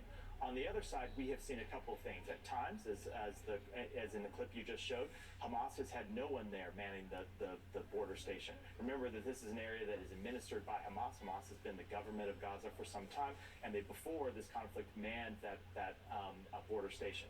At other times, we have seen Hamas militants actively there with guns, preventing people from approaching the crossing. So there has been a problem in getting people through the Gaza side into the no man's land, where they can ultimately get across to the Egyptian side to be processed to enter into Egypt. It is an extremely difficult situation. We continue to work through it with the Egyptian government. We continue to work through it with the United Nations. We continue to work through it with the government of Israel. Our ambassador, David Satterfield, our special envoy for Middle East humanitarian issues, has been on the ground, and I can tell you has been intensely focused on this, and we hope to reach a solution. Matt, also, I want to give you a chance to respond to an op-ed written yesterday, I know you saw it, in the Washington Post by Josh Hawley, a former colleague of yours at the State Department, who wrote about why he resigned. And here's what he writes: the absence of a willingness to hold that debate when it comes to Israel is not proof of our commitment to Israel's security. Rather, it's proof of our commitment to a policy that the record shows is a dead end, a proof of our willingness to abandon our values and turn a blind eye to the suffering of millions in Gaza when it is politically expedient. He says the State Department did not and would not engage in a substantive debate about whether to transfer arms to Israel after the attacks on October 7th. What is the State Department response to that? Well, I couldn't disagree anymore. Just because any one individual isn't involved in a debate that's happening inside the State Department doesn't mean those conversations aren't going on. We, of course, have conversations about every arms transfer that we make.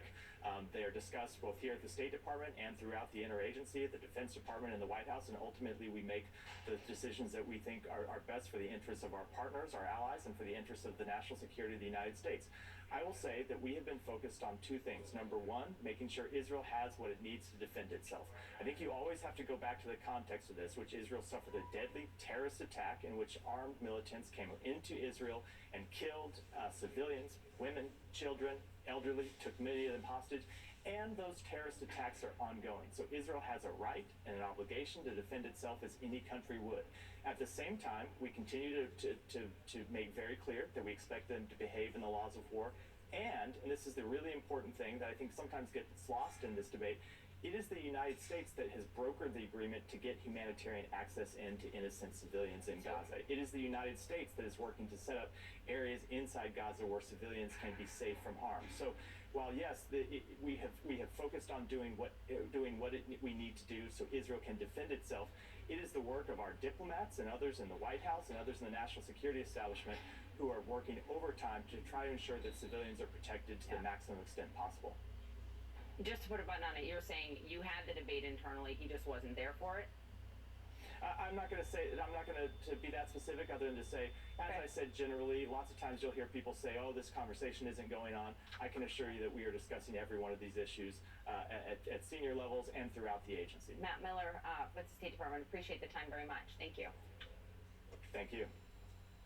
Well, former Trump Chief of Staff Mark Meadows reportedly striking a deal with federal prosecutors. What ABC News says he's offering up about the former president's efforts to overturn the 2020 election in exchange for immunity. And could the fourth time be the charm for House Republicans? Overnight, they picked another nominee. What to expect from the key vote just hours away. Next, we're also going to be joined this hour with the top Democrat in the House, Minority Leader Hakeem Jeffries, this year. The Whole Story with Anderson Cooper, Sunday at 8 on CNN. This is spring semester at Fairfield Sassoon Unified.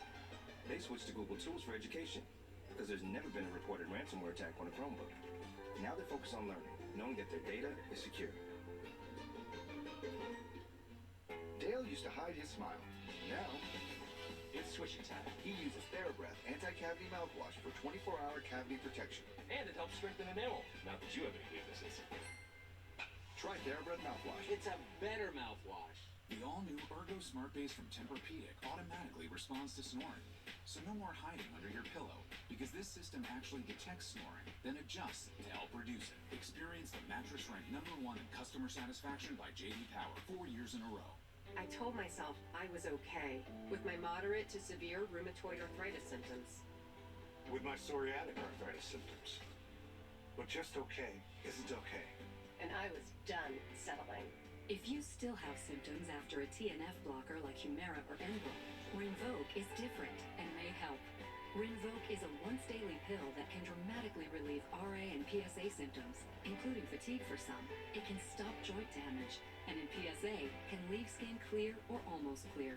Rinvoq can lower your ability to fight infections, including TB, serious infections and blood clots, some fatal, cancers including lymphoma and skin cancer, death, heart attack, stroke, and tears in the stomach or intestines occurred. People 50 and older with at least one heart disease risk factor have higher risks. Don't take if allergic to Rinvoq, as serious reactions can occur. Tell your doctor if you are or may become pregnant. Done settling? Ask your rheumatologist for Rinvoq. And take back what's yours. Learn how AbbVie could help you save. Nikki Haley's record on China, as Governor Haley rolled out the red carpet for Chinese companies. They want to do business in South Carolina. Our home, your home. She gave them millions in tax breaks, subsidies, free land. The Communist Party-owned high-tech company got 200 acres, 5 miles from an army base. I think China is really in good faith doing quite a bit. They are a really great friend of ours. Nikki Haley, questionable judgment, dangerous from China. Never back down is responsible for the content of this advertising. Custom Ink helps us celebrate and drive our students' achievements with custom gear. They love Custom Ink's different styles and designs. We love how Custom Ink makes the process simple with their easy-to-use design lab, expert artists ready to help, and unbeatable customer service. Custom Ink allows our kids to show everyone their accomplishments and the pride they have in our school. When we place an order, I know they got our back, so we can focus on the kids. Custom Ink has hundreds of products to help you feel connected. Upload your logo or start your design today at customink.com. Lowering bad cholesterol can be hard, even with a statin. Diets and exercise add to the struggle. Today it's possible to go from struggle to cholesterol success with Leqvio. With a statin, Leqvio is proven to lower bad cholesterol by 50%. And keep it low with 2 doses a year. Common side effects were injection site reaction, joint pain, and chest cold. Ask your doctor about twice-yearly Leqvio. Lower, longer Leqvio. I have a structured settlement and I need cash.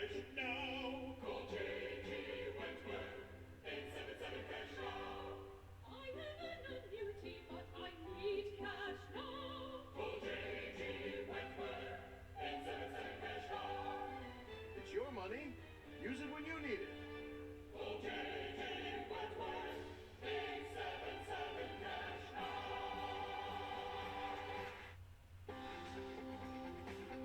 We were learning this morning Donald Trump's former chief of staff, Mark Meadows, has been granted immunity by special counsel Jack Smith. That's according to an ABC News report that also says he's spoken with federal investigators at least 3 times this year. ABC sources tell them, quote, Meadows informed Smith's team that he repeatedly told Trump in the weeks after the 2020 presidential election that the allegations of significant voting fraud coming to them were baseless. That, of course, would contradict many things that Meadows has said publicly, including in his book, which is first published in November 2021, a full year after the 2020 election. CNN has reached out to Mark Meadows' attorney and has not heard back. For his part, Donald Trump is denying that Meadows told him that allegations of significant voter fraud were baseless. Trump posting on Truth Social, quote, Mark Meadows never told me that allegations of significant fraud about the rigged election were baseless. He certainly didn't say that in his book. Joining us now is Timothy Parlatore. He's Donald Trump's former attorney and currently represents former New York Police Commissioner Bernie Kerik, who's been subpoenaed to testify in the Georgia election investigation. Tim, we appreciate your time. To start with, there have been so many questions about where Mark Meadows is on all of this. Haven't heard from him much publicly other than down in Georgia. Were you surprised about this reporting? No, I wasn't really surprised about it. I mean, Mark Meadows, we had not really had much of any communications with him or his team. But if you go all the way back to March, April timeframe of this year, there was litigation over whether he could claim executive privilege and be prevented from testifying. And he was ordered, by the judge to testify before the grand jury. So, this immunity grant makes sense because when somebody in his position is then compelled under the executive privilege issue, they would naturally go before the grand jury, they plead the fifth, and, the prosecutor would say, hold on a minute, and they'd run out and they'd give him a grant of immunity, at which point, they no longer have a Fifth Amendment right, and they would, basically have to answer every question. So I think that really, based on the information that I know and the reading of that ABC article, this is something that happened back in April. Yeah, we don't have the timing on when this agreement was made. That's not our reporting yet, but we'll see. What about the Georgia RICO case? What does this mean for Mark Meadows in that state case? Because this says his testimony can't be used in a federal prosecution, but what about state? Right. And that's one of the unique things here, because you very rarely have dueling state and federal prosecutions. And so if things happened as I just described, and again, that's based on my experience, I don't know for a fact that that's how it went down, but when you have a witness that refuses to testify, you give them a grant of federal immunity, they testify, unless there's an issue of a parallel state case, which back in April, Mark Meadows wasn't necessarily expecting. And so I could predict that what happened here is he was talking to Jack Smith's team until all of a sudden Fani Willis decided to indict him, and then he starts pleading the fifth again and shuts down. And the timing of the ABC story to me is fascinating because just this past week is when Fani Willis has all of a sudden started opening things up for everybody to get misdemeanor and no jail pleas. So I wouldn't be surprised if this is really just a setup for Mark Meadows to take a sweetheart deal in Georgia. And, maybe this article was even a message to Fani Willis of, hey, maybe instead of indicting him, you should have tried talking to him first. And maybe you want to step back from your position instead of, continuing down this path. What would a plea in Georgia mean for the other individuals indicted in that case? I mean, it won't necessarily mean, too much. The more people that take pleas, they would be available to testify. That's not necessarily going to change what the information is. I think that it would probably help to streamline the case. Obviously, the less defendants you have, the faster a trial will go. And so, whereas, the judge had previously predicted that the trial may last 8 months, that's based on a presumption that you have, 15 lawyers that are going to cross-examine every witness. And so the more you cut that down, the more it becomes a manageable trial that could potentially get pushed faster. All right, Timothy Parlatore, we appreciate your time. As always, sir. Thank you. We'll be right back. Thank you.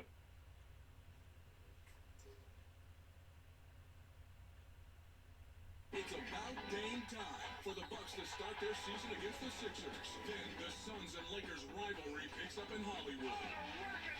76ers Bucks, Suns Lakers. Coverage begins tomorrow at 7 p.m. Presented by Kia on TNT. From knead the dough to knead it now. So many ways to save. Life ready, wallet happy. That's 365 by Whole Foods Market. When I started Bright Star Care, I had one focus: to provide a higher standard of care. Safe, reliable, nurse-led care right in people's homes. That's been my goal for 20 years, and it always will be. Now, local agencies are looking for experienced nurses and caregivers who have the passion it takes to deliver that higher standard of care. Hi, I'm Tony Hawk, and like many of you, I take a statin to reduce cholesterol. But statins can also deplete CoQ10 levels. That's why my doctor recommended Cunol CoQ10. Cunol has the #1 cardiologist-recommended form of CoQ10. Cunol, the brand I trust. A wide leaf filter? It's well designed, efficient. I appreciate that. Leaf Filter's technology keeps debris out of your gutters for good. Guaranteed. What more could you ask for? Call 833-LEAF-FILTER today or visit leaffilter.com. Every detail counts. That's why I live my life with Lexi B2 hearing aids powered by Bose. When I began experiencing hearing loss, I knew I needed the best of the best. Lexi B2 hearing aids powered by Bose are app-controlled and self-fitting, which means I can tune and customize them to my needs and preferences on the Lexi app and enjoy high-quality hearing. Take the lead and call or order online at lexihearing.com to receive your Lexi B2 hearing aids powered by Bose today. This is American infrastructure, a prime target for cyber attacks. But the same AI-powered security that protects all of Google also defends these services for everyone who lives here. One of my favorite supplements is Cunol Turmeric. Turmeric helps with healthy joints and inflammation support, and Cunol has the #1 doctor-recommended form of turmeric. Cunol, the brand I trust. I was put on earth to work here. I don't have hobbies. I don't believe in weekends. The only thing I love more than emails and spreadsheets is meetings about emails and spreadsheets. So when do I start? Ever wonder where the people with all the answers get all the answers? Ask Markham, accountants and advisors. Even as a child growing up here, I knew there was something special about this place and the people who call it home. It's time to discover the magic of the Township of Langley for yourself. Local artists, farmers, brewers, and makers extend a friendly invitation for you to stop by and say hello. Experience their creativity and passion, and discover why the Township of Langley is the perfect destination for your next adventure. The Township of Langley is yours to explore. Visit tourism-langley.ca for a complete guide. They put food on our tables, care for our loved ones, and help build our communities. Canada needs over 400,000 migrant workers to fill employment gaps and sustain our growing economy. Mosaic BC's Migrant Workers Program provides support services to migrant workers, but more needs to be done. Like many others, migrant workers also lost their jobs during the BC wildfires. Emergency funding is required to support worker needs. Help give back to these workers who give so much to Canada. Donate today at mosaicbc.org. Anderson Cooper 360, tonight at 8 on CNN. Democracy is messy sometimes, but it is our system. This conference that you see, this House Republican majority is united.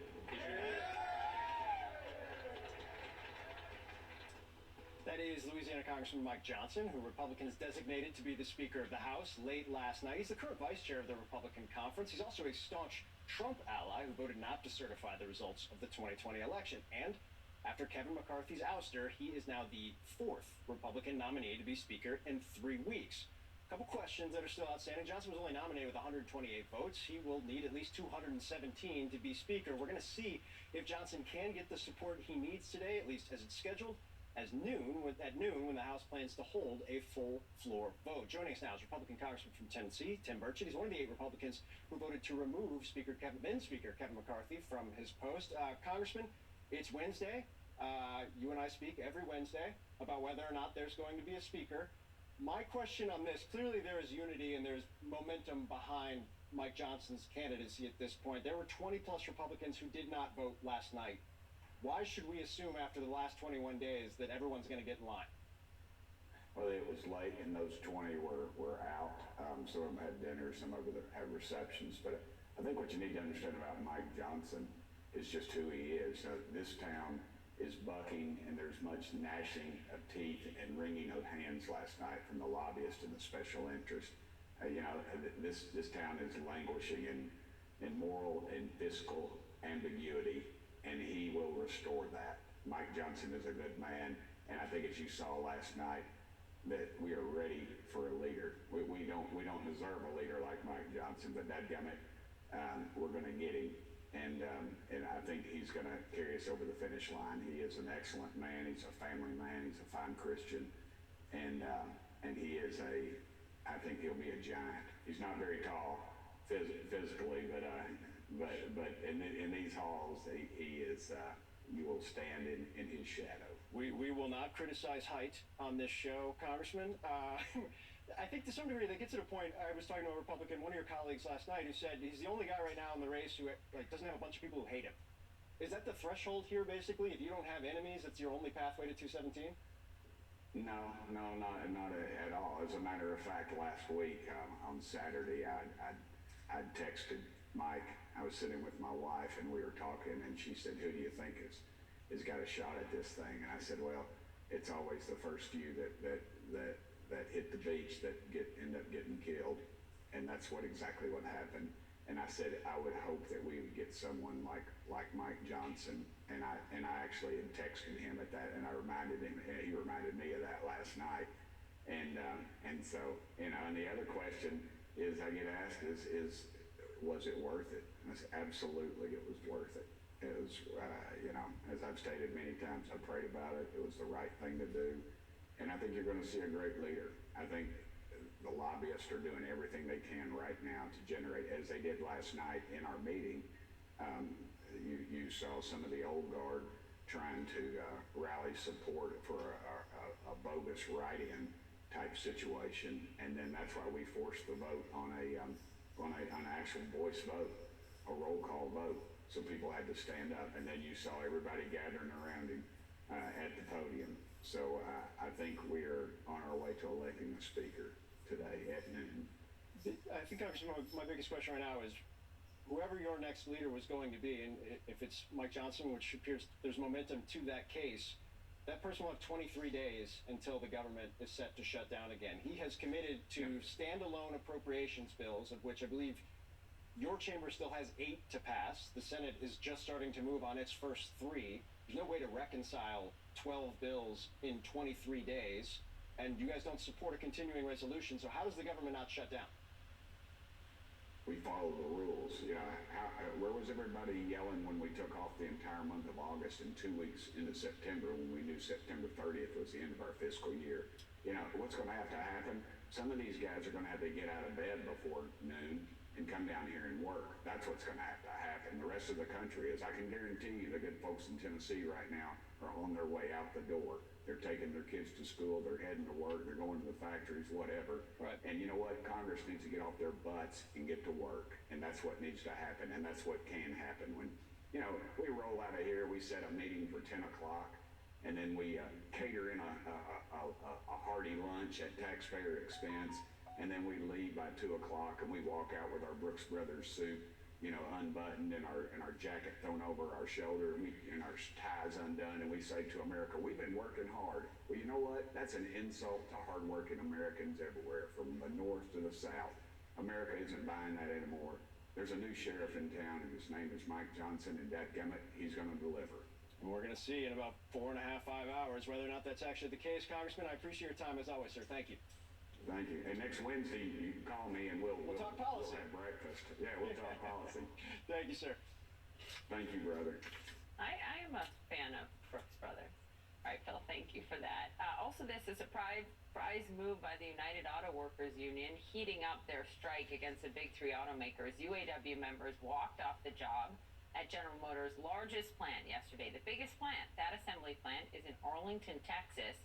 And that brings the total number of UAW members on strike to 45,000 workers.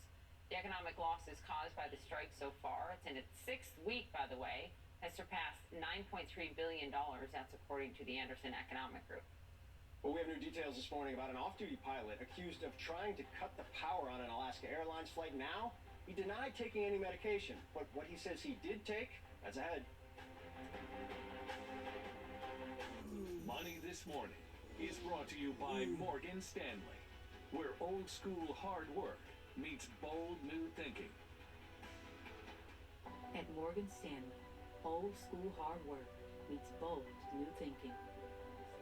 To help you see untapped possibilities and relentlessly work with you to make them real.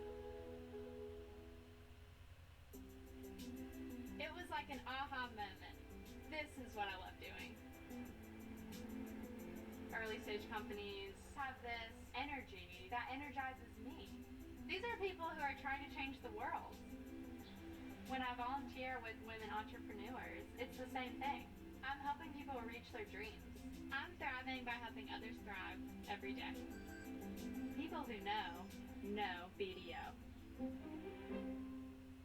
Custom Ink helps us motivate our students with custom gear.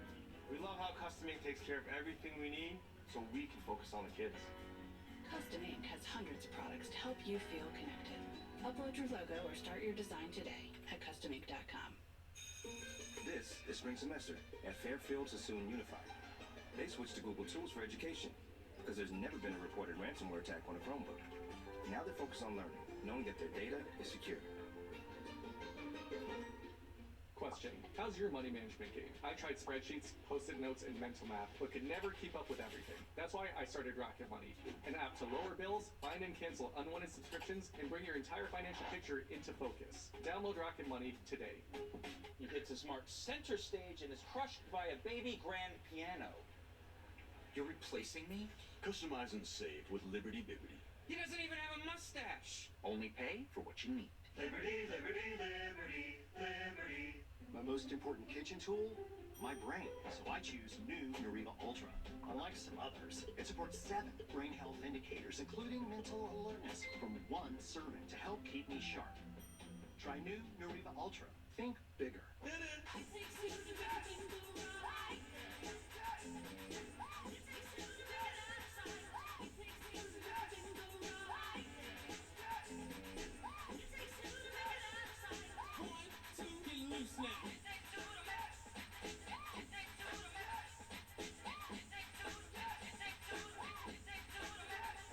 Stay 2 nights and get 5,000 bonus points. Book direct at bestwestern.com.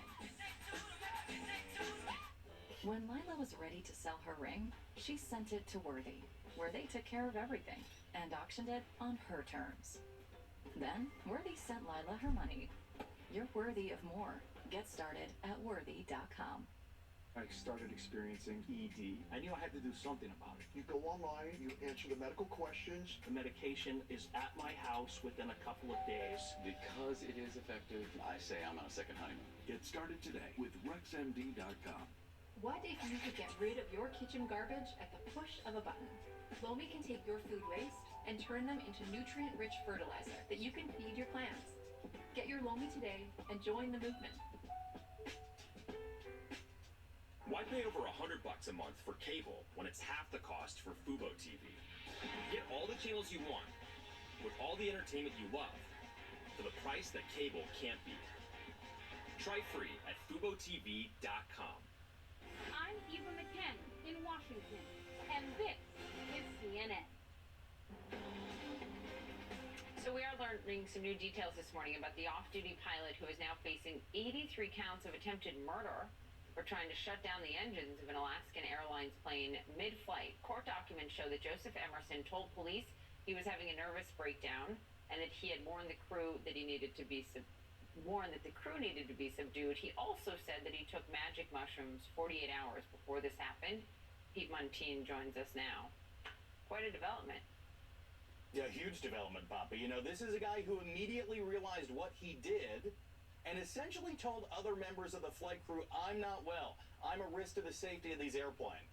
These are some of the incredible new details coming out after Joseph Emerson's appearance in an Oregon court last night. This all comes from information that police got from a conversation they had with Emerson after they met the flight on the ground in Portland. Now, this incident took place at 31,000 feet. Emerson was seated in the jump seat. That's a small seat in the cockpit behind the pilots, used by other airline pilots to deadhead from one airport to another. Now, Emerson said he reached up for two big red handles at the top of the cockpit. Those are the engine fire extinguisher handles that first cut off the flow of fuel. And Emerson told police he pulled those handles because he thought he was in a dream and wanted to wake up. Then there was a struggle. Pilots reset that system. They say they prevented the airplane from becoming a glider in a matter of seconds. Emerson left the cockpit, according to police, closed the door, and told a flight attendant, "You need to cuff me right now, or it's going to be bad." Flight attendants restrained Emerson in the back of the plane, and police say that's where he also tried to open an emergency exit. But it's the conversation that police had with Emerson on the ground that really gives the most insight to why this may have happened in the first place. Emerson told police he was in mental crisis. He hadn't slept in 40 hours, that he consumed magic mushrooms 48 hours before this incident. Now, Emerson faces an attempted murder charge for each of the 83 other people on board this plane. But the conversation in the pilot community right now really focuses on this. Emerson told police he had been depressed for years, and pilots often fear speaking up about their mental health because they're worried that they'll lose their FAA medical certificate and throw away their career. It's a really sad tale here. Now, Emerson told police he admitted to what he did was wrong, and he realized it. But right now he's pleading not guilty to the state charges. He's expected to face a federal charge in court tomorrow. Poppy. It's a really important point you made, Pete, about the broader picture here and fear among pilots as well. Thank you for the reporting. Well, after a late-night scramble to secure a nominee, the House is once again set to vote on a new speaker just a few hours from now. House Democratic leader Congressman Hakeem Jeffries joins us live to discuss. Next. Nothing can prepare you for this kind of brutality. None of us wanted this to happen. They took babies after they killed their parents. It's something you can't imagine. There's still bombardment ongoing inside Gaza. Humanitarian conditions there grow more dire. Are you hopeful still that Hezbollah will stay out of this war?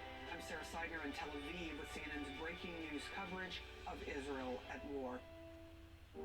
This is American infrastructure, a prime target for cyber attacks. But the same AI-powered security that protects all of Google also defends these services for everyone who lives here.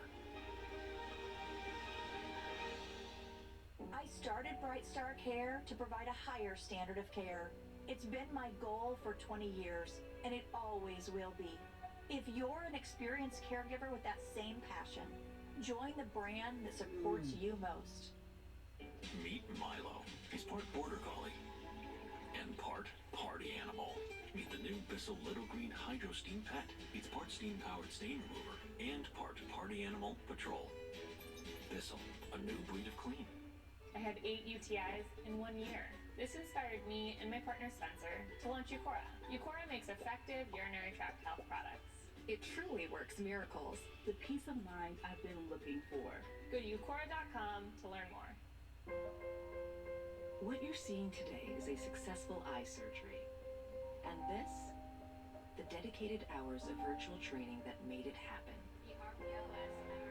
Academic advancements are being achieved every day through collaborative hands-on learning. Upskilling careers, now made possible through immersive environments. Crucial engine maintenance, perfected in simulated training settings. Coming back from an injury with training designed to sharpen skills and improve performance. These are the ways the metaverse is being used every day, today.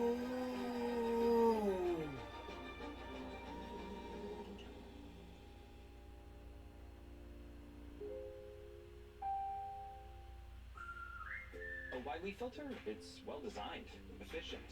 I appreciate that. Leaf Filter's technology keeps debris out of your gutters for good. Guaranteed. What more could you ask for? Call 833-LEAF-FILTER today or visit leaffilter.com. The Whole Story with Anderson Cooper is appointment viewing on Sunday nights. One whole story, one whole hour. The world's best journalists dig deeper into the stories they can't ignore. The Whole Story with Anderson Cooper, Sunday at 8 on CNN.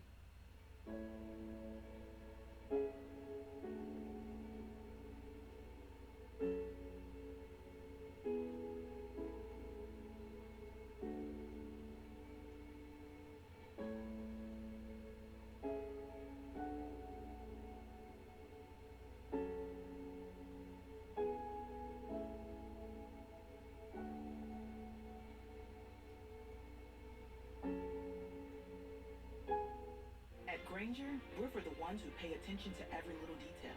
We're the same way, offering access to product experts to help you quickly and easily find what you need. Call, click Grainger.com, or just stop by. Grainger, for the ones who get it done. Trust and Will has taken the process of creating your will and made it easy. Like while you're lounging on the couch, easy. All documents are state specific, legally valid, and start at just $159. Find the plan that's right for you at trustandwill.com. I'm Rafael Romo in Tel Aviv, Israel.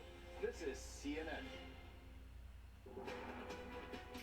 This morning, the House is expected to have yet another floor vote for Speaker. This comes after Republicans last night picked Congressman Mike Johnson as their latest Speaker designee. The big question, can he get to 217 votes that he's going to need to actually win the gavel? After weeks of frustration, Republicans seem to get behind Johnson. This has been a wasted 3 weeks and has really prevented us from doing the important work. So to me, it's important we elect a speaker and get back to work. This is the closest that we have come to being able to cross that finish line. So I think Mike's got the ability to do that. It derailed our agenda for a number of weeks, but we're back. You go through tough times together that you wouldn't want to repeat. They make you stronger. You're better for them. We're more united because of what we went through. Joining us now is the House Democratic leader, Congressman Hakeem Jeffries of New York. Sir, we appreciate your time this morning. To start with, on Congressman Johnson, given the fact that there appears, at least based on that sound, that there is momentum behind him, is this somebody you believe Democrats can work with across the aisle? Well, good morning. Great to be with you. I don't know Mike Johnson well. Based on his track record, he appears to be an extreme right-wing ideologue. Mike Johnson wants to criminalize abortion care and impose a nationwide ban. Mike Johnson was one of the chief architects of trying to overturn the results of the 2020 presidential election. Mike Johnson also wants to end Social Security and Medicare as we know it. Those are extreme views, and House Democrats will push back aggressively against that. However, at the same period of time, we said from the very beginning of this Congress and demonstrated that we are ready, willing, and able to find common ground with our Republican colleagues in order to advance bipartisan solutions to solve problems for hardworking American taxpayers. And all Mike Johnson will need to do is to meet us in a bipartisan way, in that fashion, and we'll be able to work together whenever and wherever possible. Mr. Leader, I was talking to a Republican congressman last night. I wouldn't put in the Mike Johnson category ideologically. He said, look, we have to do something. That's why people are moving in this direction. Framing it as if there was no other alternative. Had a resolution been put on the floor, or if a resolution is put on the floor to more broadly empower the Speaker pro tem, do you think Democrats would support it? Would you ask your members to support it? Well, we would have to have a caucus discussion, but we have made very clear from the beginning that we looked toward a bipartisan path to reopen the House. And one of the possible routes was to provide support necessary in order to empower a Speaker pro tem to reopen the House in order for us to be able to consider bills that are important to the health, the safety, and the economic well-being of the American people, to fund the government, to avoid a shutdown, to make sure that we are standing by our friends and allies like Israel and Ukraine during their time of need, as well as to provide humanitarian assistance to Palestinian civilians who may be in harm's way. These are important items, and if reopening the House required a bipartisan agreement with respect to the Speaker pro tem, I think that that is something that we would have been open to, as we have repeatedly expressed publicly and communicated to our Republican colleagues privately. You have 23 days until the government is set to shut down again. This process, if it ends today, has burned 21 days, 22 days at this point in time. I believe Mike Johnson was committing to, once again, doing standalone appropriations bills. There's no way to reconcile all 12 of them in that amount of time. Are we headed for another government shutdown or towards the possibility of a government shutdown?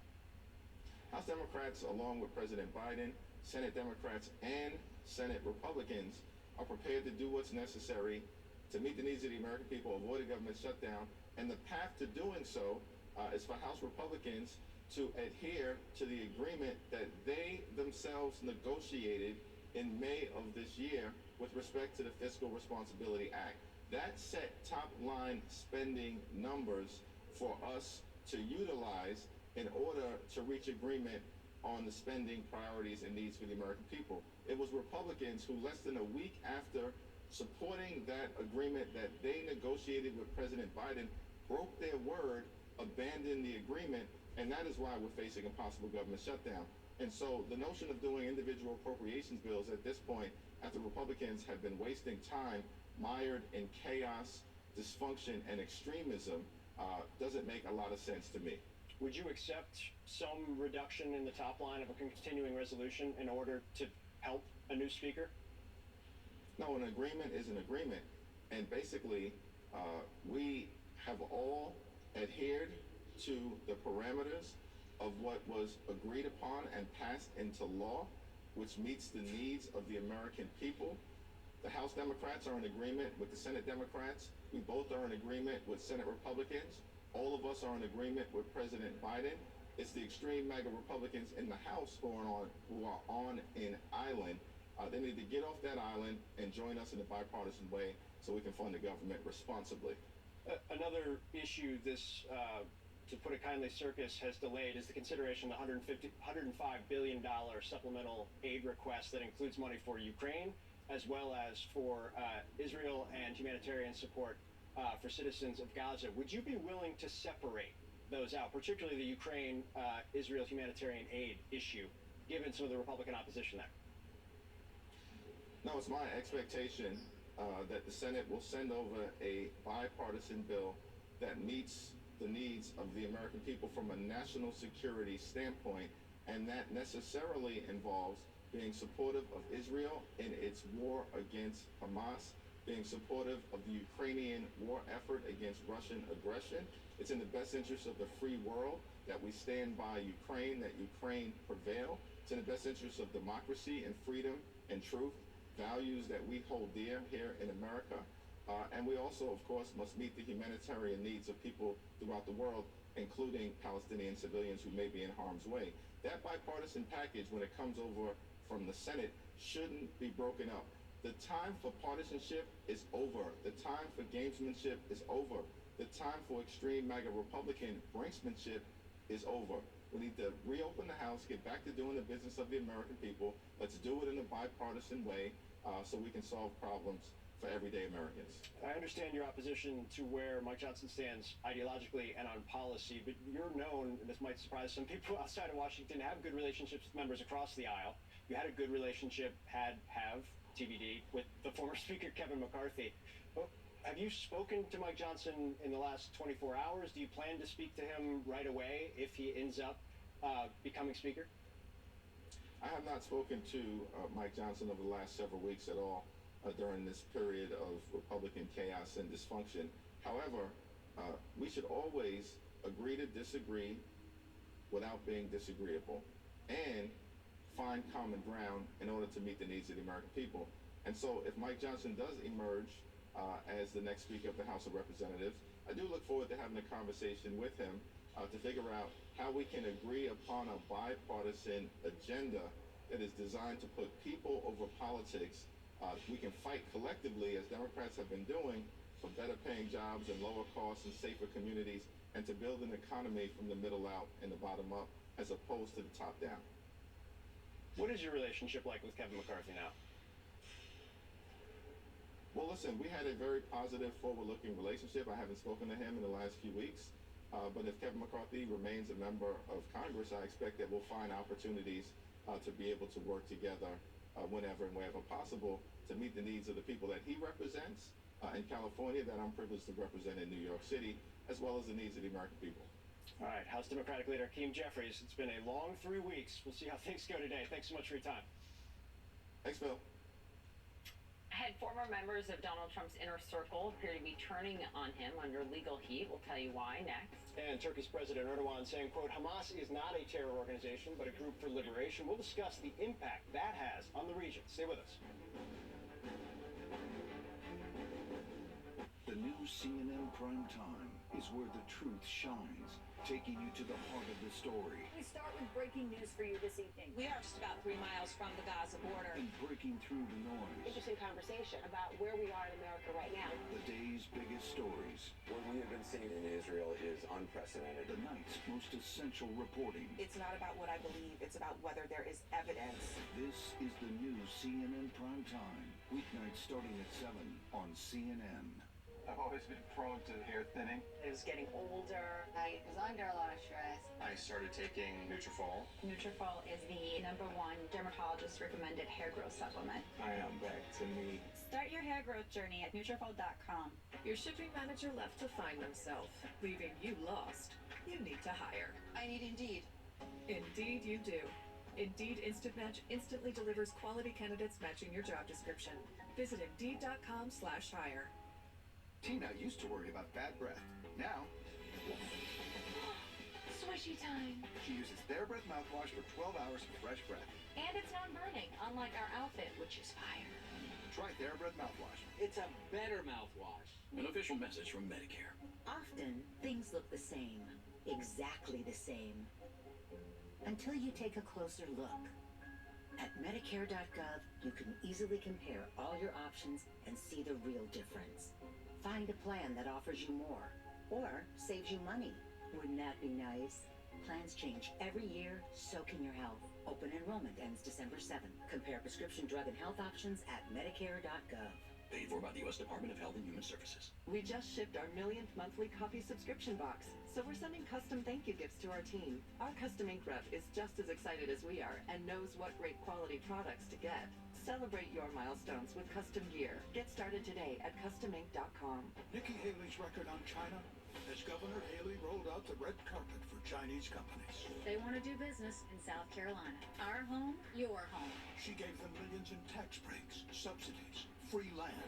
The Communist Party-owned high-tech company got 200 acres, 5 miles from an army base. I think China is really in good faith doing quite a bit. They are a really great friend of ours. Nikki Haley, questionable judgment, dangerous from China. Never back down is responsible for the content of this advertising.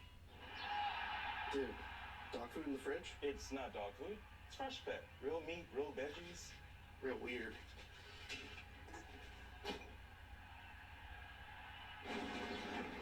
He was bad luck anyway. $273. This is how much you spend every month on subscriptions. I only have like 2 or 3, right? That's what we all think. But in reality, we have so much more that we don't even know we're paying for. So how do I put more of this cash back in my pocket? Rocket Money is a financial app that tells you every subscription you're paying for. Even that one you forgot about from 5 years ago. Huh, I can't believe I'm still paying for this. I'll call and cancel right now. Whoa. With Rocket Money, they even cancel it for you. Really? All you have to do is tap a few buttons, and they'll take care of it. Download Rocket Money today. The new Dexcom G7 sends your glucose numbers to your phone and watch, so you can always see where you're heading without finger sticks. Dexcom G7, so easy to use you can manage your diabetes with confidence. Now, ADT professionally installs Google Nest products. Cool. You're all set. So your home is safe and smart. You can check in on your home. Our Miss System, we should go. Manage your system from virtually anywhere. And get intelligent alerts like when a package has arrived. When the most trusted name in home security adds the intelligence of Google, you have a home with no worries. Brought to you by ADT. Let's get real clear. If you have psoriasis and are experiencing joint pain, it could be psoriatic arthritis. Both are believed to be caused by excess inflammation inside the body. Get real with your dermatologist and ask about Real Clear Skin today. Quote, it's coming. That is the message from the Israeli Prime Minister. Hamas operatives used hardwired phones in the tunnels over a period of 2 years. Fueled the center of the hostage negotiations and of the desperation of getting aid to people inside. Republicans have chosen yet another nominee for Speaker of the House. Mike Johnson won the majority, but there's a real warning for him to get the 217 votes. This has been a wasted 3 weeks. This House Republican majority is united. Jack Smith has secured his most valuable witness yet, Mark Meadows. Prosecutors do not hand out immunity agreements like candy. Mark Meadows was at the center of so much of this. He could speak to Trump's mindset in a very specific way. Welcome, everyone. I'm Poppy Harlow with Phil Mattingly in New York, and we begin with the federal election interference case against Donald Trump. The former president's chief of staff, Mark Meadows, we've learned was granted immunity by special counsel Jack Smith and met with his team more than once, that is according to ABC News reporting. Meadows allegedly told investigators that he did not believe the election was stolen and talked about this moment on Election Day in November 2020. Frankly, we did win this election. Meadows reportedly telling investigators earlier this year that he believed Trump was being, quote, dishonest in saying that. CNN anchor of this source, Caitlin Collins, joins us now. We have all been asking for, I don't know, a year plus. What's up with Mark Meadows? Where's he at? Where's his place in all of this? This is big. I think this is what people suspected was happening with Mark Meadows, that there was something happening given his name was not on that indictment that came down in Washington when it listed all the people who were involved in these efforts, who were around. Certainly, he's someone who was presumed to have been on the list. And so what ABC is reporting is that he has been granted immunity. What it's not clear is what kind of immunity, how far that immunity goes. Is it just carte blanche? What does that actually look like?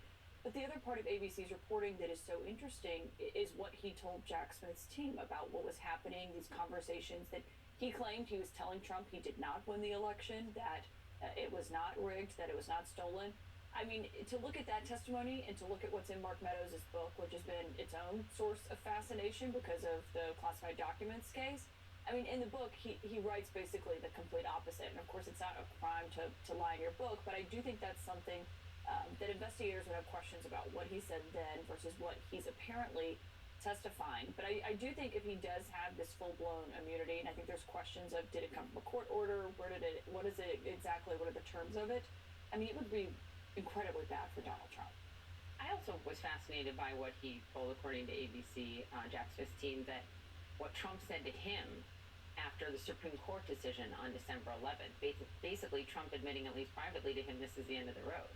Yeah, and acknowledging privately that he had it. I mean, Trump is denying this, I should note. He's been posting nonstop since the story came out last night, saying that Mark Meadows never told him the election wasn't rigged, never said any of that to him, of course. I mean, it's Mark Meadows' word against Donald Trump's. And Mark Meadows is someone who, when you covered him, and he often had this reputation of being someone who would say one thing to one person, one thing to someone else. And that certainly was an issue in this time period because we heard from the January 6th congressional testimony of people saying, you know, Mark Meadows, you need to step in, you're the chief of staff here. And he basically said Trump wasn't listening to anyone who was pushing back on the election stuff.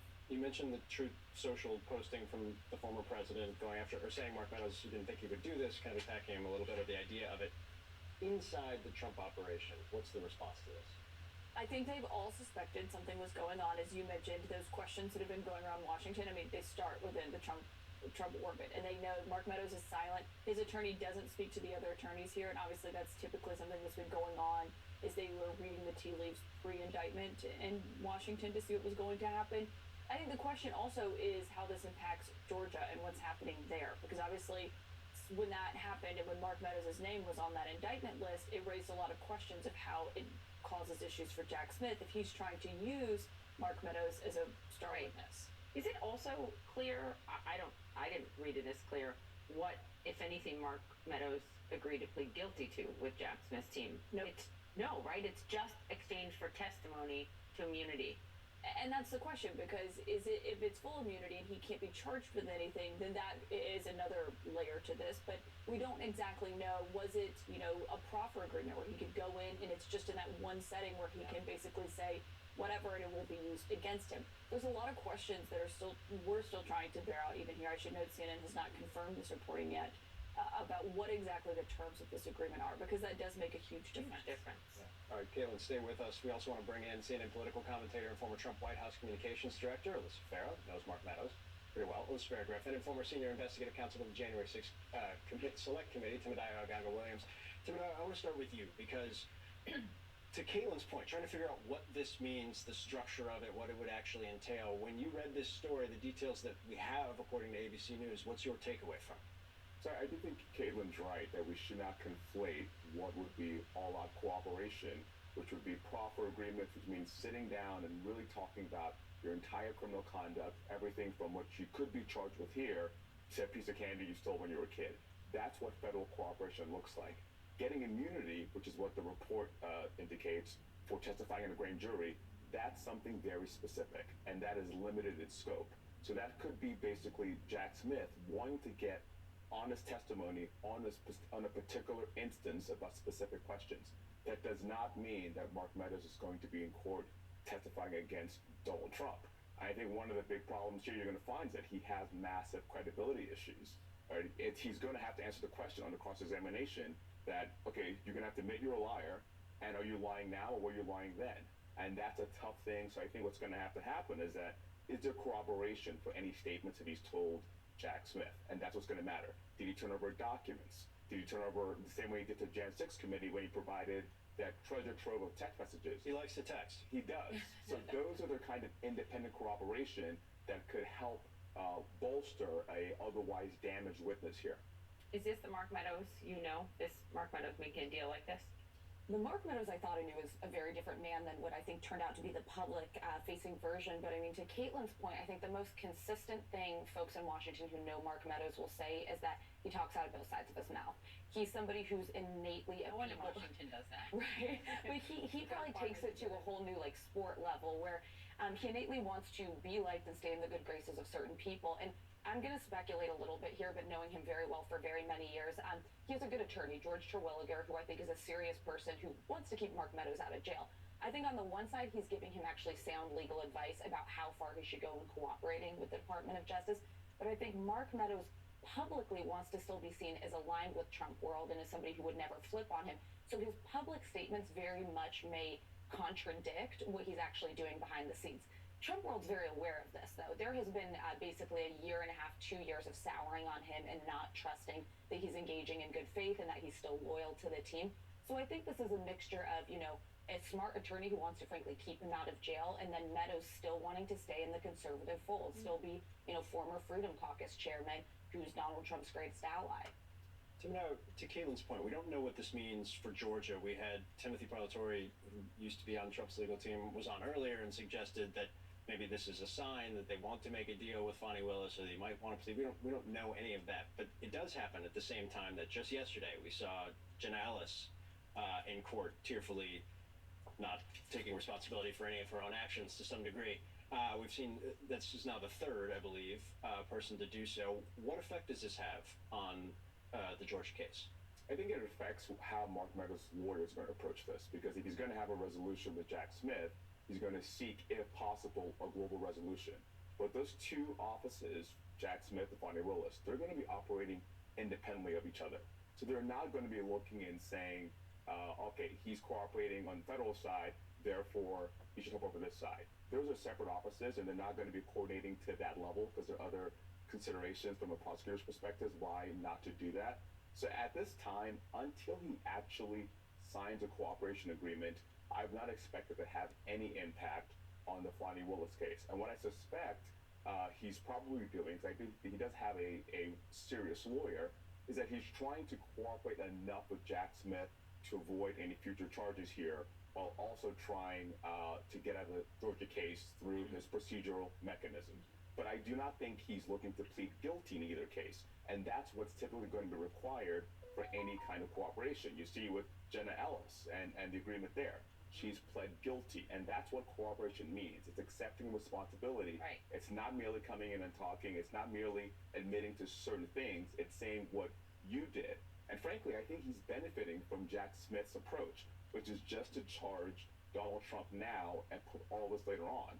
In a typical federal investigation, you would charge those lower level people earlier on. You would charge them to force them to flip. And because that case is focused on just the former president, I think not only Mark Meadows, but Eastman and everyone else, they get the benefit of that. Caitlin, you know Trump world better than just about anyone. This doesn't come in a vacuum. This comes in a week where we've seen 3 others flip in the Georgia case. Any sense that the walls are closing in, or no? I mean, I think it's publicly, they'll say no, it's just, none of this means anything. Sidney Powell wasn't really my attorney, neither was Jenna Ellis. I mean, Jenna Ellis was so close to Trump world, you can't really even overstate how close she was. She was having direct conversations with Trump. She was out on TV. He loved her TV appearances where she was out there pushing back on people who were saying, the election wasn't stolen. And so I think that is really one of the most interesting guilty pleas that we've seen in this entire thing. Play the mashup of the old Jenna Ellis it's sound stunning. that we have. Do we have that? This is an elite strike force team that is working on behalf of the president and the campaign to make sure that our Constitution is protected. President Trump is right that there was widespread fraud. The election was stolen and President Trump won by a landslide. We have this overwhelming evidence of fraud. This election was fraudulent. It was corrupted. All of these false and fraudulent results. So to your point, less elite of a strike force than perhaps they thought. Yeah. But that she was the person and in the room. And she was willing to go on TV and repeat it, which Trump loved, and therefore it forged a closer relationship with the two of them. And so that's why it was fascinating to watch her yesterday in court through tears, essentially arguing, as you were saying, she didn't really take responsibility. She basically was saying that Rudy Giuliani and others misled her, people with more experience. I mean, she is an experienced attorney. Like, she was in there. She knew what she was doing. And so I just think it's fascinating, all of this, seeing her plead guilty and the concerns that Trump world has about that. Mark Meadows, how that's affecting you. He was involved in the back and forth with the speaker race yesterday. He's talking to all these House Republicans, and one of the parts of the House Republicans race was whether or not you voted to certify the election. That was disqualifying for Tom Emmer to be House Speaker. And so it's just remarkable to look at all of this through the broader lens. Can I mention one thing on Mark Meadows, too, is, of course, there's the friction of the book, which is just chock full of lies. He even walked back something in his own book, calling it fake news when Donald Trump criticized it. But like Caitlin said, writing something wrong in a book, that's not a crime. But myself, as you'll remember from the January 6th committee, Cassidy Hutchinson, both testified to the fact and to the Department of Justice that Mark Meadows told us things along the lines of, we're going to stay in power, or what if I told you we're going to stay in power? So there are statements that indicate he thought that there was a chance he would be holding on. So I think there is going to be a bit of a friction in testimony they may get from him about him saying, the election wasn't stolen, and apparently allegedly telling the truth to Donald Trump, and then what he said to other people. And I know he said a number of different things to people on Capitol Hill as well. All right, Caitlin, Alyssa, Tim Dial, thanks, guys. We appreciate it. Thank you. Overnight, Qatar's prime minister saying he's hopeful for a breakthrough on hostages held by Hamas. Could intensive talks pay off? We're back on the ground in Tel Aviv with the latest. And hey, they're going to give it another shot. In just a couple of hours, the House is going to try to elect a speaker. So...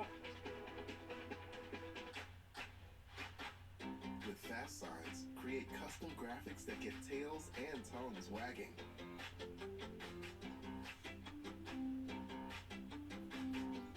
Fast Signs, make your statement.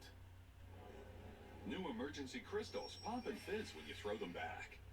And who doesn't love a good throwback?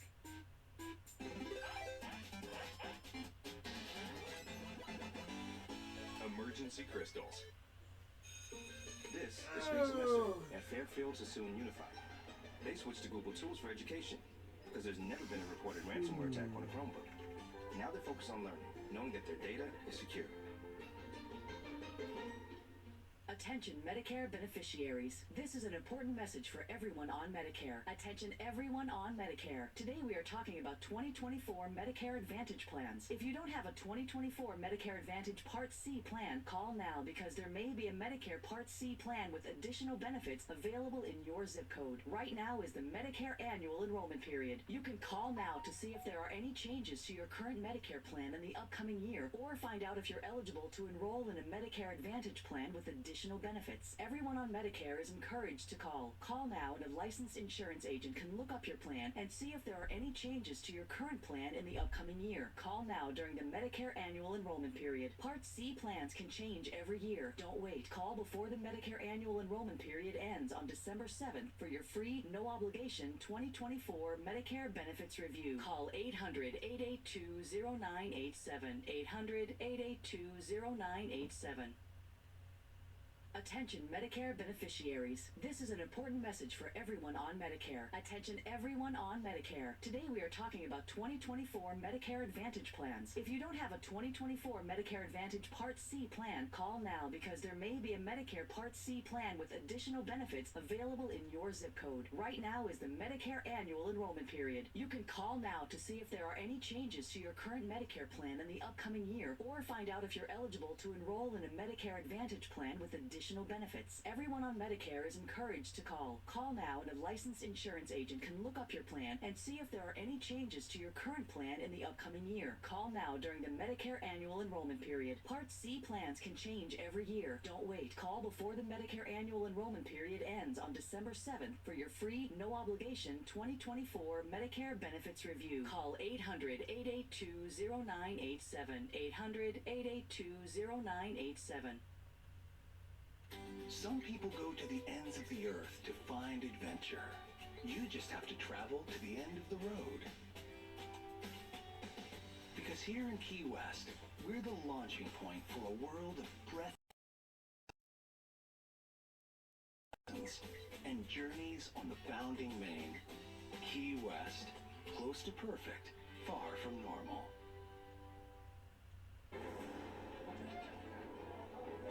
Israel is rejecting calls for a ceasefire and pounding Gaza with another series of airstrikes. Listen to this.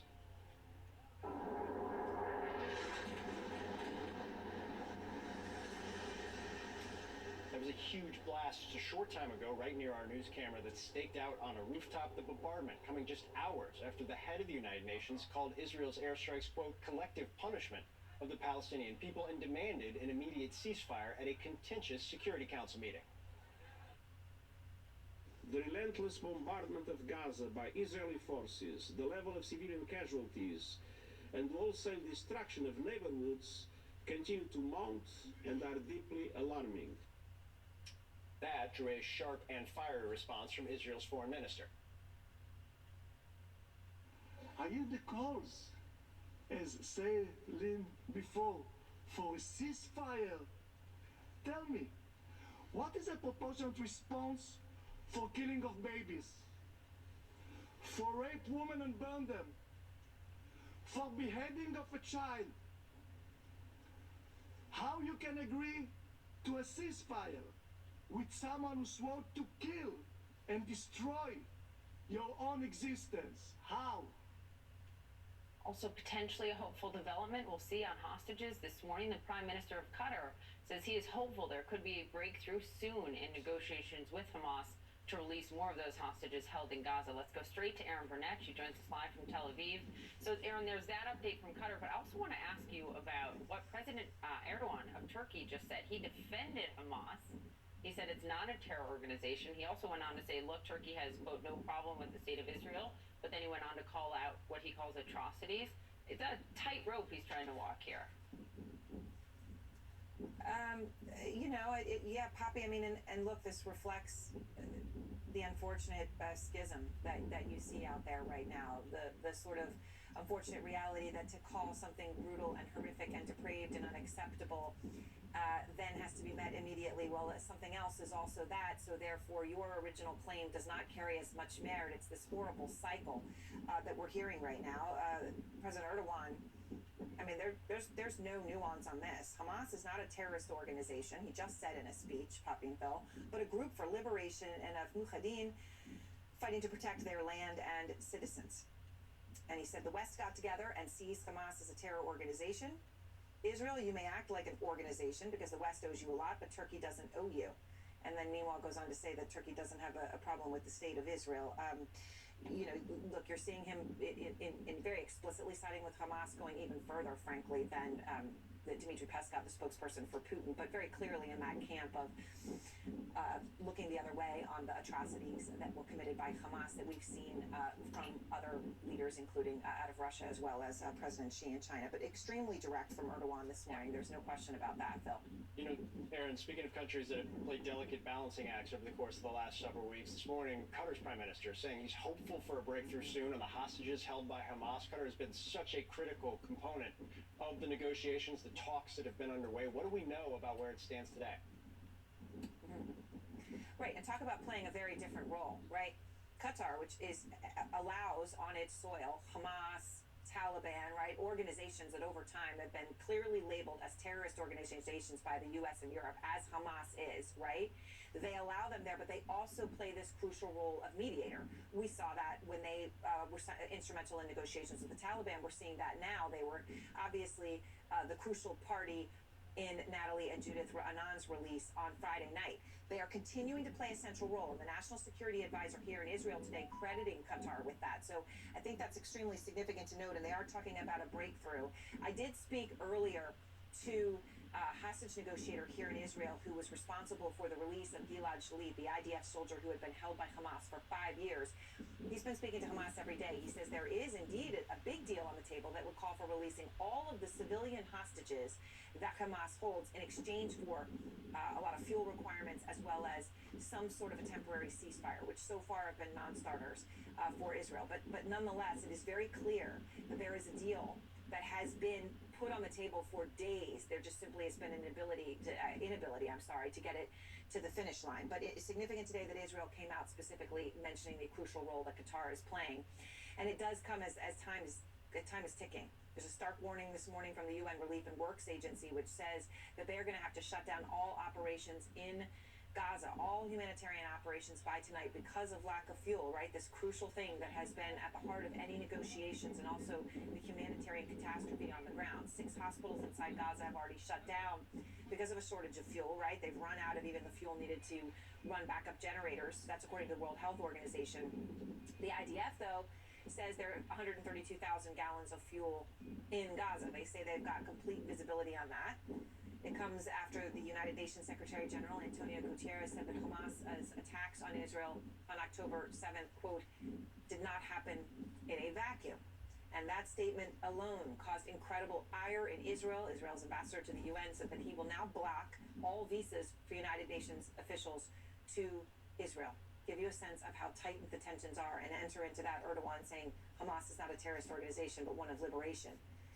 CNN's chief international correspondent Clarissa Ward joins us live from Cairo. And Clarissa, what more are you learning today?